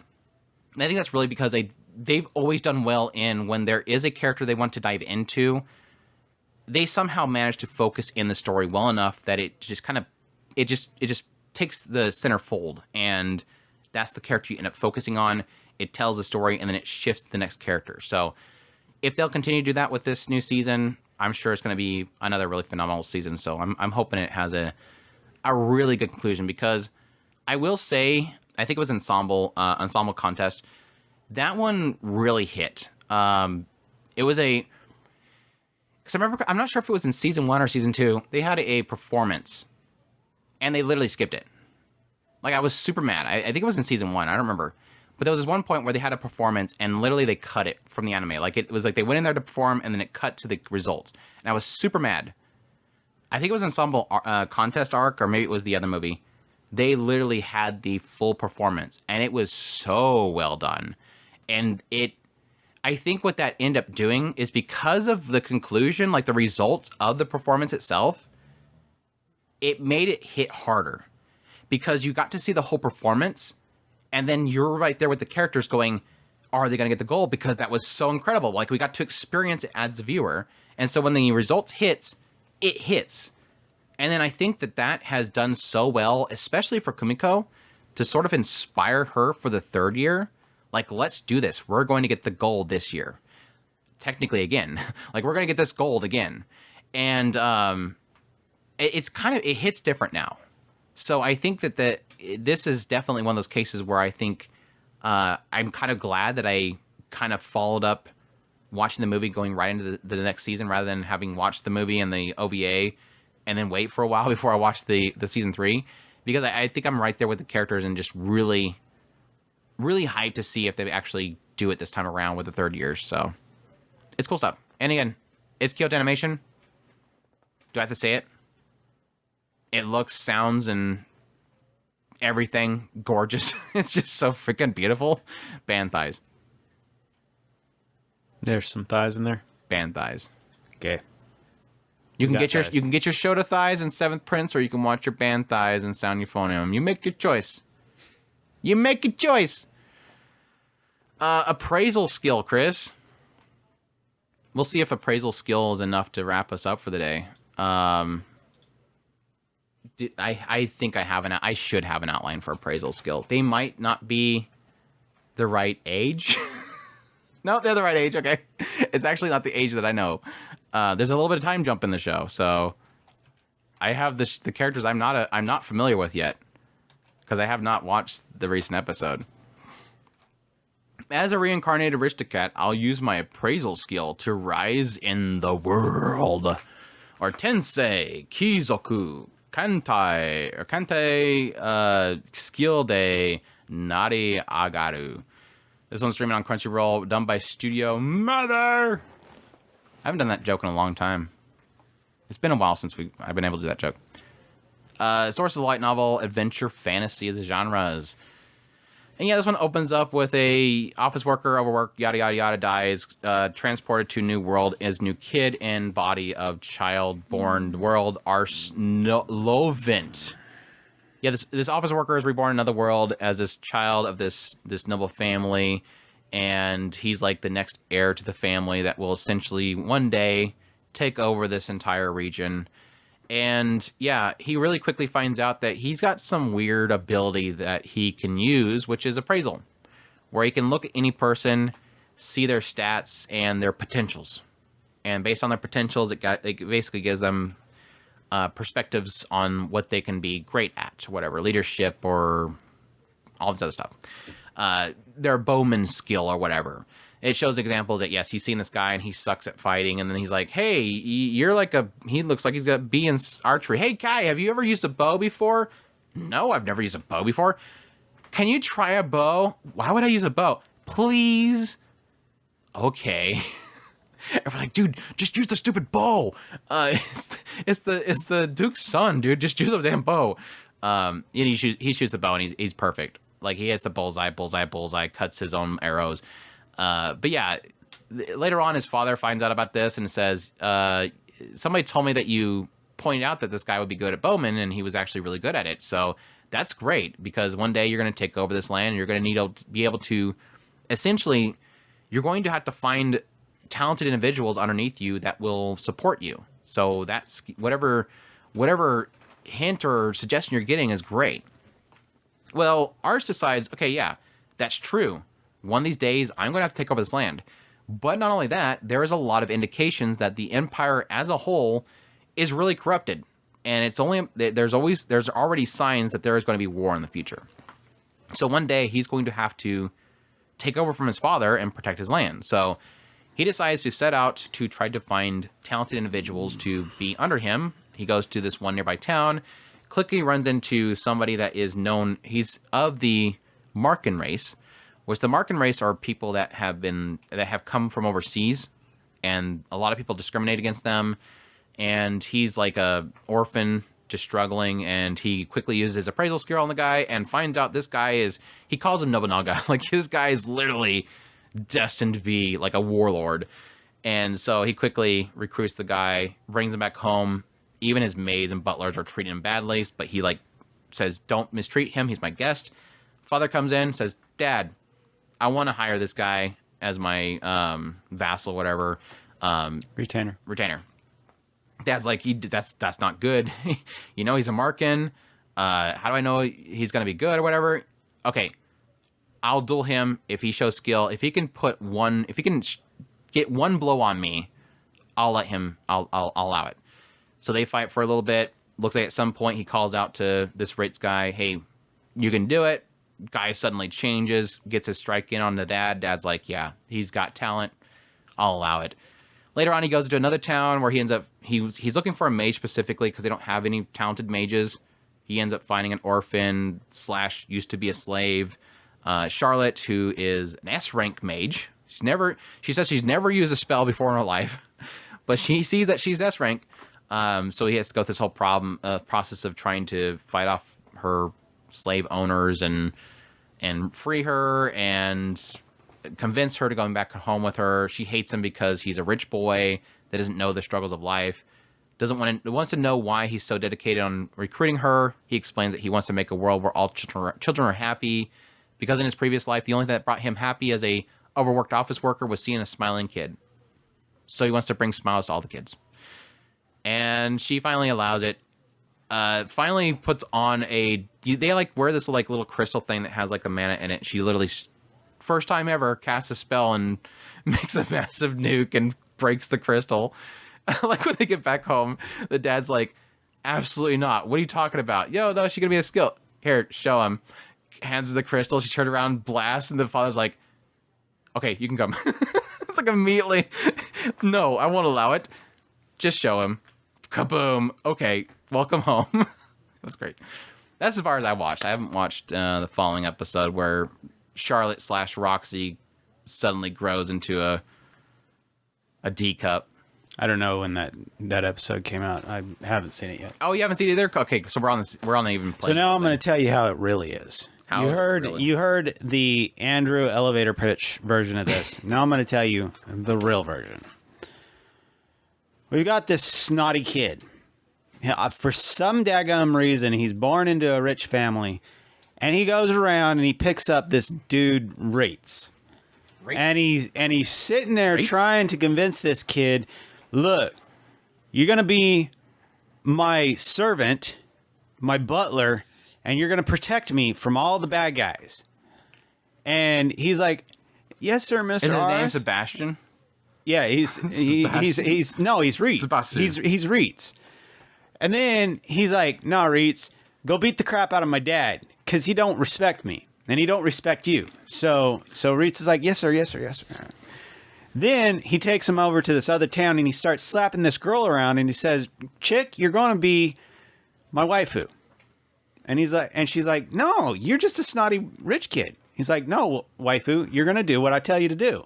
Now let's go and tell your owner he needs to let you go. And the owner is like, no, that ain't happening. And he says, Reeds, take care of my light. Reeds, I choose you. It's like that's the entire story. He goes out into the field. He finds the Reeds. He captures the Reeds. He goes back home, and Dad goes, what the hell? You're gonna be a Pokemon trainer? No, you can't. You gotta take over the family. And he goes, go Reeds, I choose you. Okay, son, you're allowed. And then he goes over to the other town. He goes, hey, Charlotte, join me. No, I'm not going to do it. Oh, crap, there's my owner. Reeds, I choose you. Okay, you can have Charlotte. And then she's like, no, I can't go with you because I have the orphan kids. Go, Reeds. And then the kids get killed. She's like, okay, I'll go with you. Stop killing the children. No, I like this show. It's a blast. I Reeds think is really cool though, by the way. Reeds is awesome. So freaking cool, dude. He's like goes in there and just wrecks things. But that goes into why I like about it. I'm not sure if you agree. I don't know if you watched my top 10 video because it's on there. I think what makes me love this show so much is that it's not an OP main character goes to the world and becomes OP and then wrecks everything and everybody goes to Goy. It's the jokes aside, it's literally the Pokemon trainer with all of his Pokemon that are the OP characters. Yeah. Like he's building an army of OP characters. And yeah, they're OP, right? His stats are up the roof. Again, Charlotte is an S rank. These characters are massively powerful in their own rights. And he's not He's has Well, to, he himself has to he lead said them. he himself he said my entire life I've never seen anybody with an S rank on mage, or spell casting, and you can assume that he's been around some high ranking officials. Him being a noble, he's probably seen quite a few spellcasters, at least in the high courts or something like that. But he's never seen an S rank, so you could assume that S rank is something special. Just the gotcha, man. It's the gotcha. He was just rolling that gotcha, and then randomly there she is. Mm-hmm. I gotta go for it. Yeah, I do like there's a little bit of sense of, obviously because of where races come from, and equally probably Charlotte as well. There is a sense that the people that he is, just by chance, recruiting are mostly people that have no backgrounds. They're people that are from a really impoverished location. Again, they're either orphaned or they have no money. They're on the streets. He's mostly like recruiting. He even, I think, at some point mentioned the idea that he can't do anything now. He would like to help all these people, but he just can't. But he also likes the idea of actually just going out of his way to recruit them because he can give them a home and he can use their talents. But his ultimate goal in the end is to help his people, to eventually get that point where he has the power that he can protect his people, but additionally so that he can make sure that all these children aren't in bad positions. Technically, when he went to the other area and ran into Charlotte and the orphans, I don't think it was even his father's domain. I think that was a different town, wasn't it? But I mean, Ritz was. I don't know domain. if it was a different domain, but it was definitely in a different town. Yeah, not his father's. Yeah, because I was like, well, why don't you take the kids with you? I mean, yeah, that's what I was thinking. Like, oh, I guess we'll leave them behind. We'll just take the kids with her. That's why there's no conflict there. You just take. Now, granted, how many of them there are? I mean, we only seen like 5, but there could be a whole bunch of them. She was literally just trying to look after all the kids that were with no homes, so it could be more. But yeah, no, what I've liked about the show so far is literally around the concept of, again, building the OP main characters. And I will admit that I hope that there is a shift in the story going forward. I'm not sure exactly how many talented individuals he's going to be looking for at the moment. It's obvious with the opening segment of this show, it literally tells you where it's going. He's going to have to take over. Like, it's going to come to a point. It's already established it. It reveals it from the beginning. He is going to have to take over. Now, how long is it going to take? Based on his age, it looks like it's going to happen here soon, because I think the time jump happens in the next episode. So I'm assuming here soon he's going to have to get his next. I don't know how many more episodes are going to be spending on him running into characters, because let's admit it, we've had episode, he gets Reitz. Episode, he gets Charlotte. I would assume the next episode he's going to get another character. How many episodes we're going to dedicate to him just finding another person that's going to be under him? Or how quickly is it going to shift into, I'm assuming it's going to go into him building his nation. Or is he going to lose his nation and he has to, I guess, build his own elsewhere? That's going to be the big question mark. Because there's a side of me that kind of goes in that realm of something like Sweet Reincarnation, where it's like, that had the potential of doing something similar to this, where it's kind of like it's sort of like a Reincarnated as a slime kind of concept, where it is him building himself up as a leader and making sure that he has a foundation beneath him of people that he can trust that will do things for him.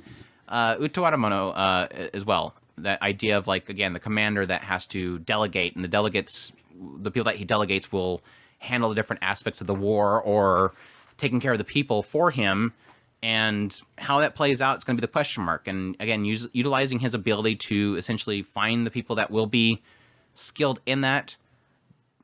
And it's, I guess, going to the realm of his capability of persuading those individuals and giving them enough trust in himself, or getting them to trust him that where his nation goes will be beneficial to them, or something that they will want. I mean, you can promise the world, but how can you show them that that's what they're going to be doing is the question mark. So, I don't know. It's got enough in there that it's intriguing me, but there is a side of me that is a little bit. I can't acknowledge that so far has been the Pokemon per episode.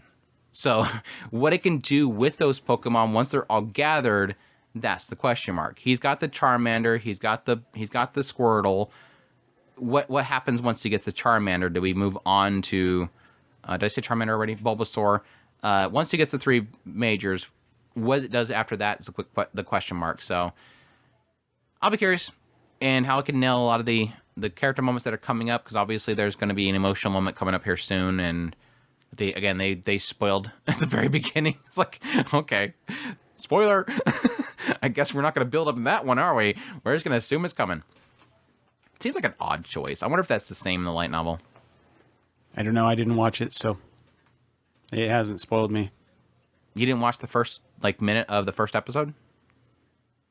Guessing not, or I forgot it. Where they're all in front of the bonfire and everybody's crying? Yeah, I don't and he remember. Says he taught me so much. Oh, Daddy? Yeah, gotcha. Like, oh, wait, did I watch something that Chris didn't see? No, I like I said, I totally forgot about it. Oh, sorry. Sorry for the reminder of the spoiler. Now you're going to see the spoiler. You'll probably forget by the time it happens. If you've forgotten that already, you're probably going to forget that already. Have we seen 3 episodes, or has that been 2 episodes? 3. Because Really? the next one is what looks like a monkey boy that's jumping around the building all over the place and stealing stuff. So I'm assuming we're getting a spy or a thief next. Yeah, he got Reeds in the first episode. In the second episode, he went to go get pretty much the first maid. episode was him dedicating to explaining what his power was. Well, it says episode 1. The synopsis says, met... one day he meets Reeds, a man undesirable social class, but incredible talents. Well, okay, episode then fine. 2 says, Episode 2 was pretty much introducing Charlotte, and then 3 was him getting Charlotte, pretty much. That's what I'm thinking, because I remember, if I remember correctly, yes, it was a 2-episode segment, because he met her and he was going to give up on her, and then it went south after that. So that's right, because she got kidnapped. She got kidnapped at the end of episode 2. Yeah, the kids were all freaking out. I just didn't. It wasn't clicking to me that it took a whole episode to uncapture her. That's weird. Yeah, it looks like there's a monkey boy or some little kid with orange hair, and then there's a cute princess girl. So we'll see what those 2 are. I'm gonna guess the princess girl is gonna be his girlfriend that he's got to marry. I don't know. We'll see. I'm interested though. It's definitely, it feels like a very unique isekai, and I'm enjoying it for that. So there you go. It'll be nice to get out of his chubby cheeks. That's for fact. At least he doesn't have super thighs that have to be looked at every 2 seconds.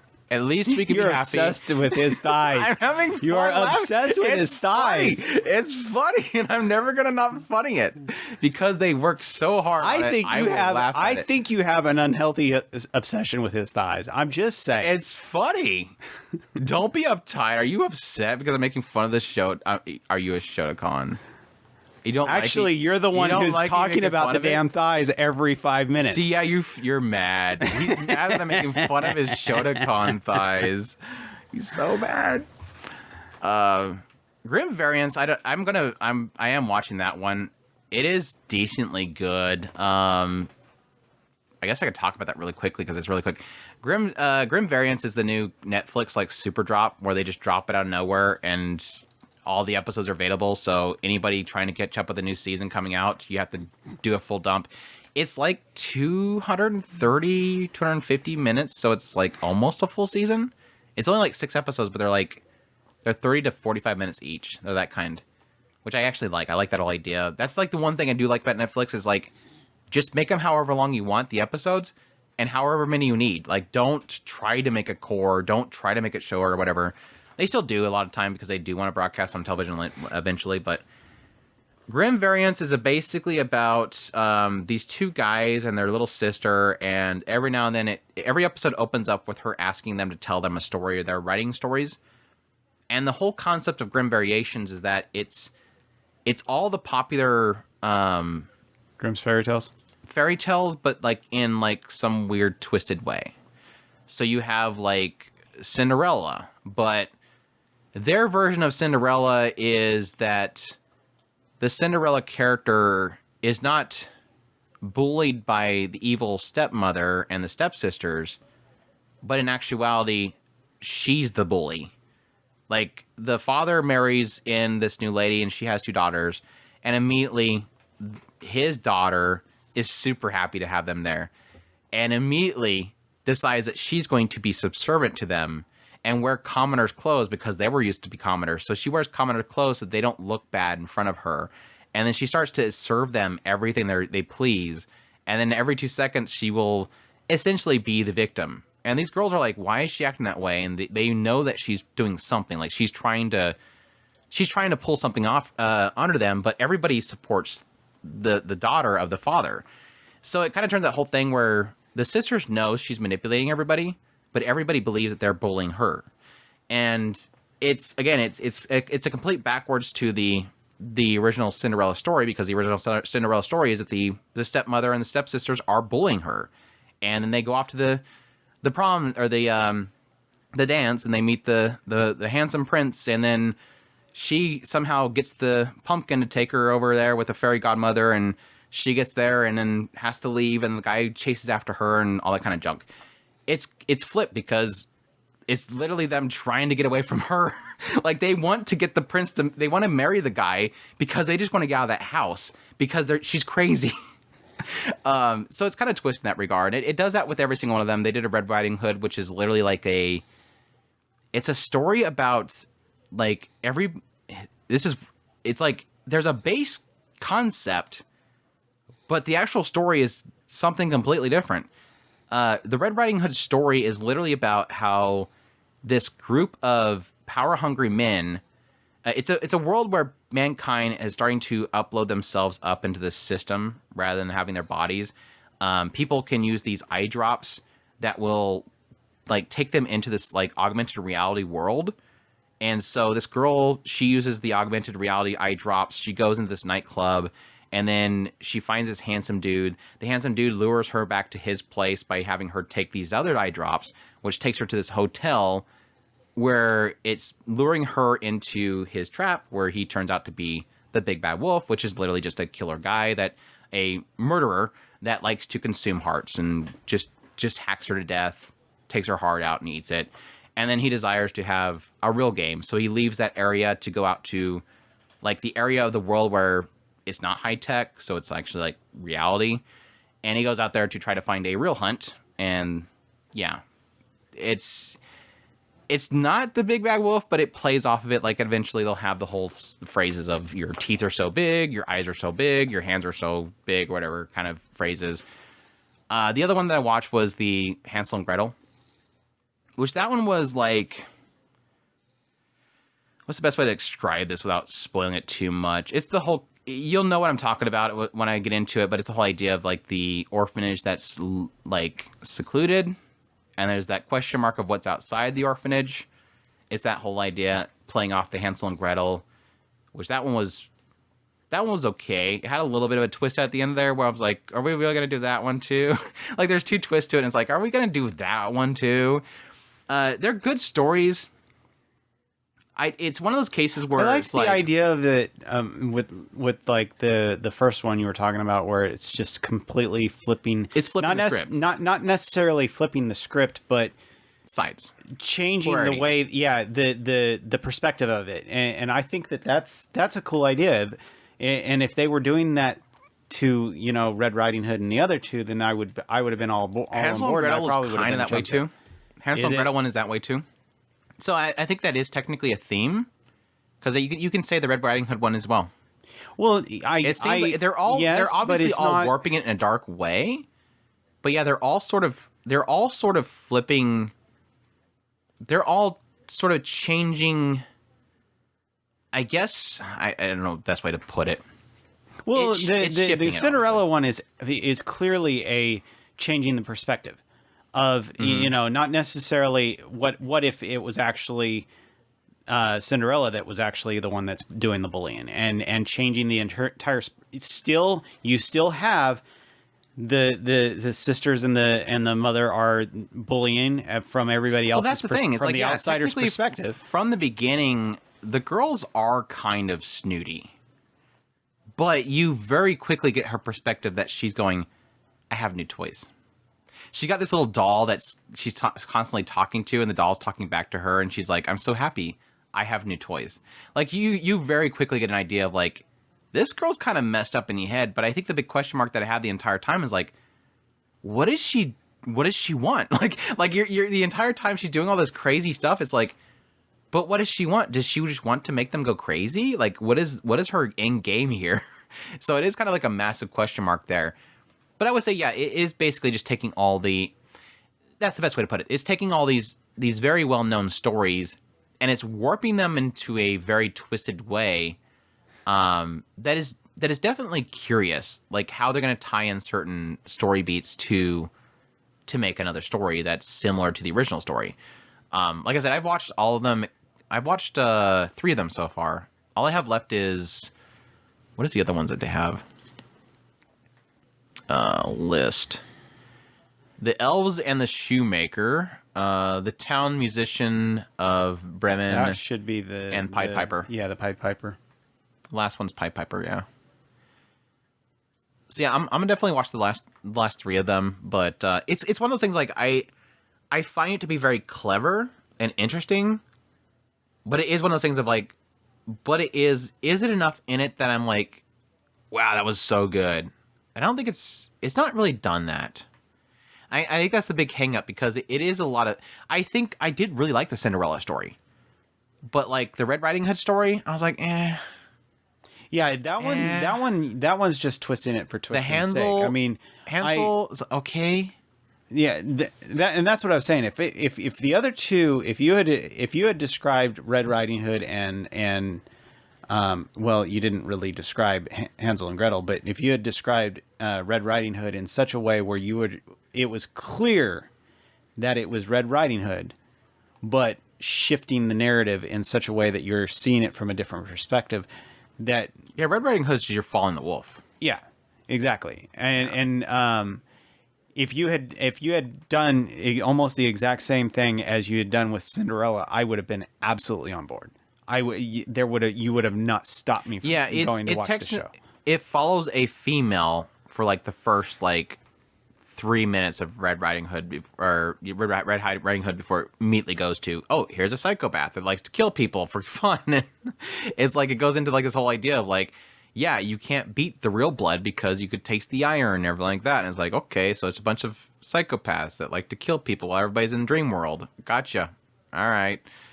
So no, I would recommend checking out at least the first episode for people. But I can't really guarantee like the rest of it's going to be that great, but it's worth a check out. I mean, it's definitely unique in that regard, but it is quite an investment that I'm not sure if it's going to. The good thing about the series is I don't see a through line. Again, every episode opens up with like maybe a 1 minute segment at the most, maybe 30-second segment of the brothers talking to the sister and them saying, okay, we'll tell you that story or whatever. Hey, can you tell me a story again or whatever? But they're all like their own stories. So you can just jump, I would assume, you could just jump into the 6th episode, check it out and see the story of Pied Piper and how they flip it up. I might actually jump to what was the Elf and the Shoemaker? I recognize the Shoemaker in storytelling, but I don't remember what exactly that one is. The Town Musician and the Bremen? I thought that was Pied Piper. But I'll eventually check them all out. But it's one of those ones that's it's a hard sell because it's not like it's doing anything incredible. But I did really like Cinderella one, that's for sure. It's just I did Hansel and Gretel was okay. Like it was a decent story, but it's like I had 2 other shows recently that I don't want to say exactly what the name of them are because it kind of spoils the whole twist, and that's 3 episodes in, which is half of the show. I don't want to spoil it. It felt too similar to a recent story I listened to or I watched, so I'm like, it's not like it was 1 for 1, but it was kind of like it felt too similar. That didn't really do much for me, but I'll see with the last 3 episodes, and if they do anything cool, then I'll probably let people know. But yeah, that's it. I think we'll call it there. We still had Fable, Rinkai, and Bokyoko Battery, but I guess we'll put those off to next week. I might cut off a couple from the next week's because I just put everything in there, and I might not hit a couple of ones next week. But yeah, we still have like One Room Angel, Duke of Death, Tonari no Yokai, Yoga Sakura Family, Mushoku Tensei, Daily Live, Mysterious Disappearance, Konosuba, Seiyu Radio. I'm still trying to get time to watch that one. Viral Hit was okay. Kaiju number 8, Whisper Me a Love Song, Newgate, Rising Impact, which I don't think is going to be available by the time that comes out.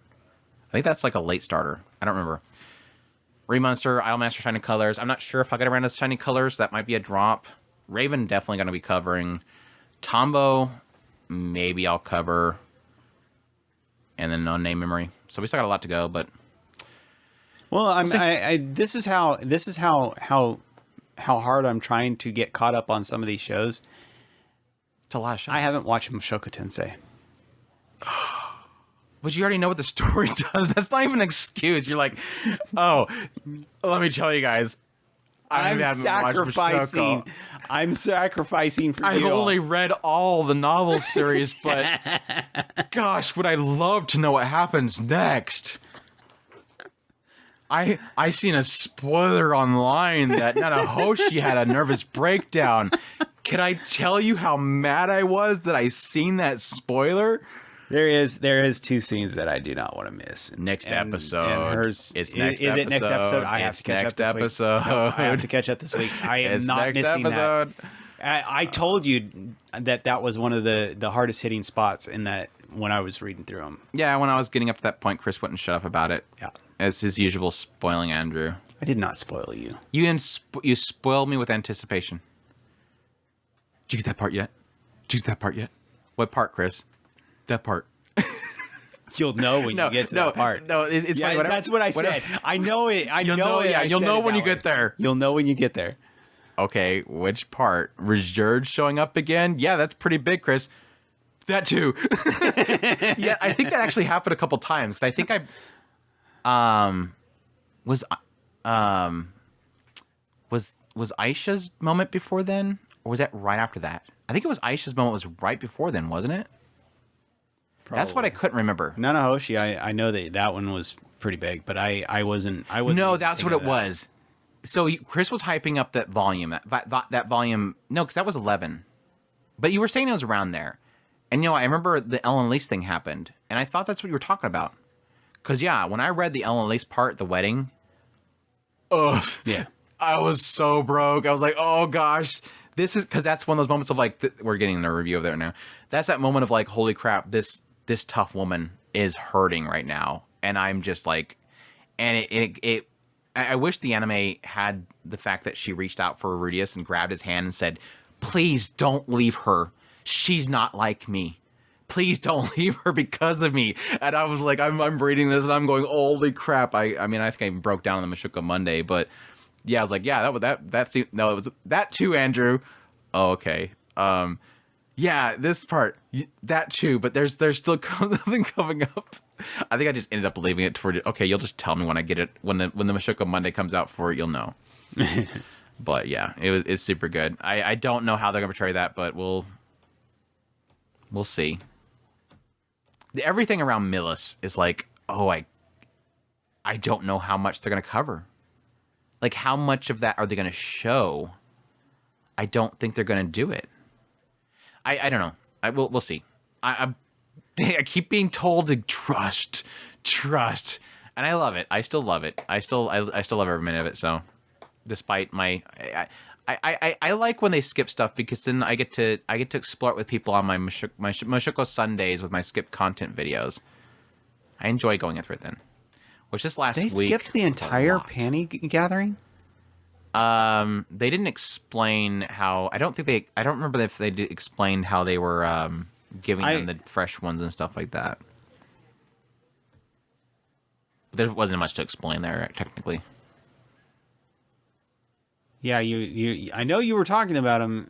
Yeah, I pretty much had to... Like, the whole conversation with Lenny and Percent afterwards, it was like, okay, I guess I'm going to have to tell everybody that whole exchange because a lot of it was skipped. Because it was basically like, why'd you do this? Oh, we thought you liked panties. No, I this thing. And it was like, okay, we didn't explain, like, the fact that they were giving them fresh ones and how Rudius was like, okay, but they're kind of doing it because they're trying to cheer me up and they seen that I was depressed and all this kind of stuff. It's a lot of inner dialogue, which is normal. But no, they skipped Ginger and Zenoba, which I don't think they're going to cover that. Where Zenoba gets really mad at Ginger. They skipped that chapter. They obviously skipped that other person, which they'll probably do a full episode of that whole character. and then they skipped how Richard met Paul, which I might give it one more episode to see if they might cover it in the next episode. I doubt it. I think I'm gonna have to do a whole video about that because that's such a good segment. I love Norn and Richard meeting was super good. And I mean, the whole segment before then is really kind of showing Norn and how she just hates her situation. So I'm super hyped for the next episode, though. It's like, if I remember correctly, it's like here on, this is where it starts. Because I think they're probably not. I think they're going to pretty quickly shift right into it's time to go.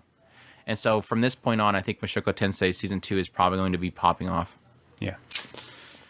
It's already taken off in Japan. Like, it's looking like it's high in the rankings for streamings, at least, with Nico Nico and Abima. It's number 1.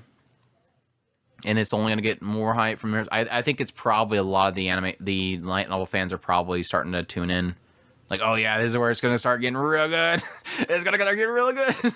So it's like, oh, buying better start stepping up. Anyways, that's our review of Season 2. I guess I could just shift Mushoku Tensei over here. It's doing good. Check out my weekly Sunday videos. I cover the shows. If you're anime onlys, I do skipped content of Mushoku Tensei. I still think it's not to the par of the visual quality and directing of Season 1, but I've given up at this point. I think it looks fine. It doesn't look like Season 1, Part 1 earlier episodes, which I thought was blah. It looks a lot better than it was early Season 2. So it's getting better visually. And yeah, the music's still great. The characters are still phenomenal. And I think just from an anime-only perspective, I think it's doing perfectly fine. I think there is still an element of a lot of missed inner dialogue that obviously gets lost with anime adaptations, but what it is portraying is doing a really good job of it. So I'm excited. I'm excited for more of it. So, and where's your best dad? Where's your best dad? Best. Who's your best bro in the anime so far, without any context to later content? Of this point, we're now at the university, Chris. So don't spoil things. Who is best bro so far? You have what? Cliff, Zenoba, Soldat, Geese, Talhand. I think that's all the bros available. Ellen Elise. It's not a bro. She's best big sis. Ellen Elise's best big sis. Best thirsty elf. But she is super good. She's so good. She's a good character. I guess you got your, because I like both Cliff. I mean, if you're going bro character, I like both Cliff and Zenoba. I think they are perfect. Zenoba. I think they're perfect as exactly. Yeah, they're and I think that they're the dream team. They're the bros. It's they are Cliff and Zenoba. Somebody, I was bouncing around looking for confirmation of my own theories as to what was going on in Mushoku. I bumped into this one person who was doing kind of deep dives, and they I think put it the best. When you get used to wingman characters or comedic relief characters, but true friend characters you don't really get per se. And I think that they actually pull it off. And I actually agree that they are the ones that have actually, because you get your harem characters and then you have the comic relief character. You get your harem characters and you have a bro, but he's not really bro. He's a comic relief character. Somebody who just is an idiot enough that sets your main character as a decent looking character. And in a way, you have that. You have like Zenoba is technically simple, that. He's simple-minded. He seems like he's dumb, but that's always I've always loved about his character. He just thinks different. Yeah, he is special in my mind. I think he is special. He just his mind fires different than people. So yeah, it seems like he's simple-minded because he likes the figurines, but it's like, but he's willing to step in front of Rudius and protect him from a killer doll. Like, this is a guy that really loves his master. Like, he really loves Rudius. He's willing to throw away his riches in order for Rudius to buy as big a house he wants. I'll buy you a palace. He loves Rudius. But he's kind of like that. He's kind of the one that needs to kind of be controlled. Like, Zenoba stopped strangling the person trader dude because he disrespected me, which, again, was skip content from the them going to buy Julie. Is he literally Zenoba, a guy doesn't... He addresses Zenoba and he ignores Rudius. And so Zenoba literally nearly kills the guy. That's how much he loves him. And yeah, it's technically part of the skip chapter from this week. But he's the one that has to be controlled because he's a little too simple-minded. Because he kind of thinks different. Cliff, I feel like, is the moral compass in a lot of regards. Because whenever Rudius does something wrong, he's always like, crap, now Cliff is going to tell me how bad I was. But I do like the fact that, I don't want to get any further than that, but Cliff is sort of like, he's the Millish Church guy. He's like he's the moral compass in a lot of regards. Well, even though he loves Elise. So. They also have a common goal in what they're researching. Yeah. And I think that is something that kind of brings them together because, skip content because they don't want to really give it much attention in the anime. Again, Cliff is studying a magical implement for Elise to remove her curse, and then you have Zenoba's over here. He's got the doll that they recently got, and he's trying to study that. And then Rudius is kind of in the middle. That's kind of pulling them both going together, back and forth between the two of them. That's what helps them with Nanahoshi. Is like, okay, now let's bring them in there and let them look at this chart. They don't know how to do what Nanahoshi's doing, but at least he at least knows how to do circles, and he is studying this thing that has some really weird circles. So the power, the Scooby, the Three Stooges come together to eventually figure out something that she wasn't thinking about before. Not they did it for her. They just said, this is how we look at it. Oh, okay, that makes sense. Let's try that out. Which, my gosh, that Seiyu for Nanahoshi, she nailed that breakdown. that hurt. that voicing, that hurt. Yeah, that was super good. So, anyways, we were gonna be done like 30 minutes ago. We started talking about Mushoku Tensei, Chris. Look what you did. Look what you did. Now 30 minutes later. Anyways, what are you doing to it, Master? Stop talking about Mushoku Tensei. Anyways, hope you guys enjoyed this run through of spring 2024 anime season first impressions. Again, we got a ton more next week, so I hope you guys will join us for that. We'll probably be our last one next week, unless we just like, I don't know, if we get too much next week, we'll just cut it off and we'll do like a 10-minute first impressions of like the rest of it. I don't care. We'll do whatever we do. Thanks again. We're at talkspirit.com, where you can go for all of our links, social media links, ways to get a hold of us, ways to support us, Discord, all that stuff. Greatly appreciate you guys' support. And until next time, y'all take care. Os.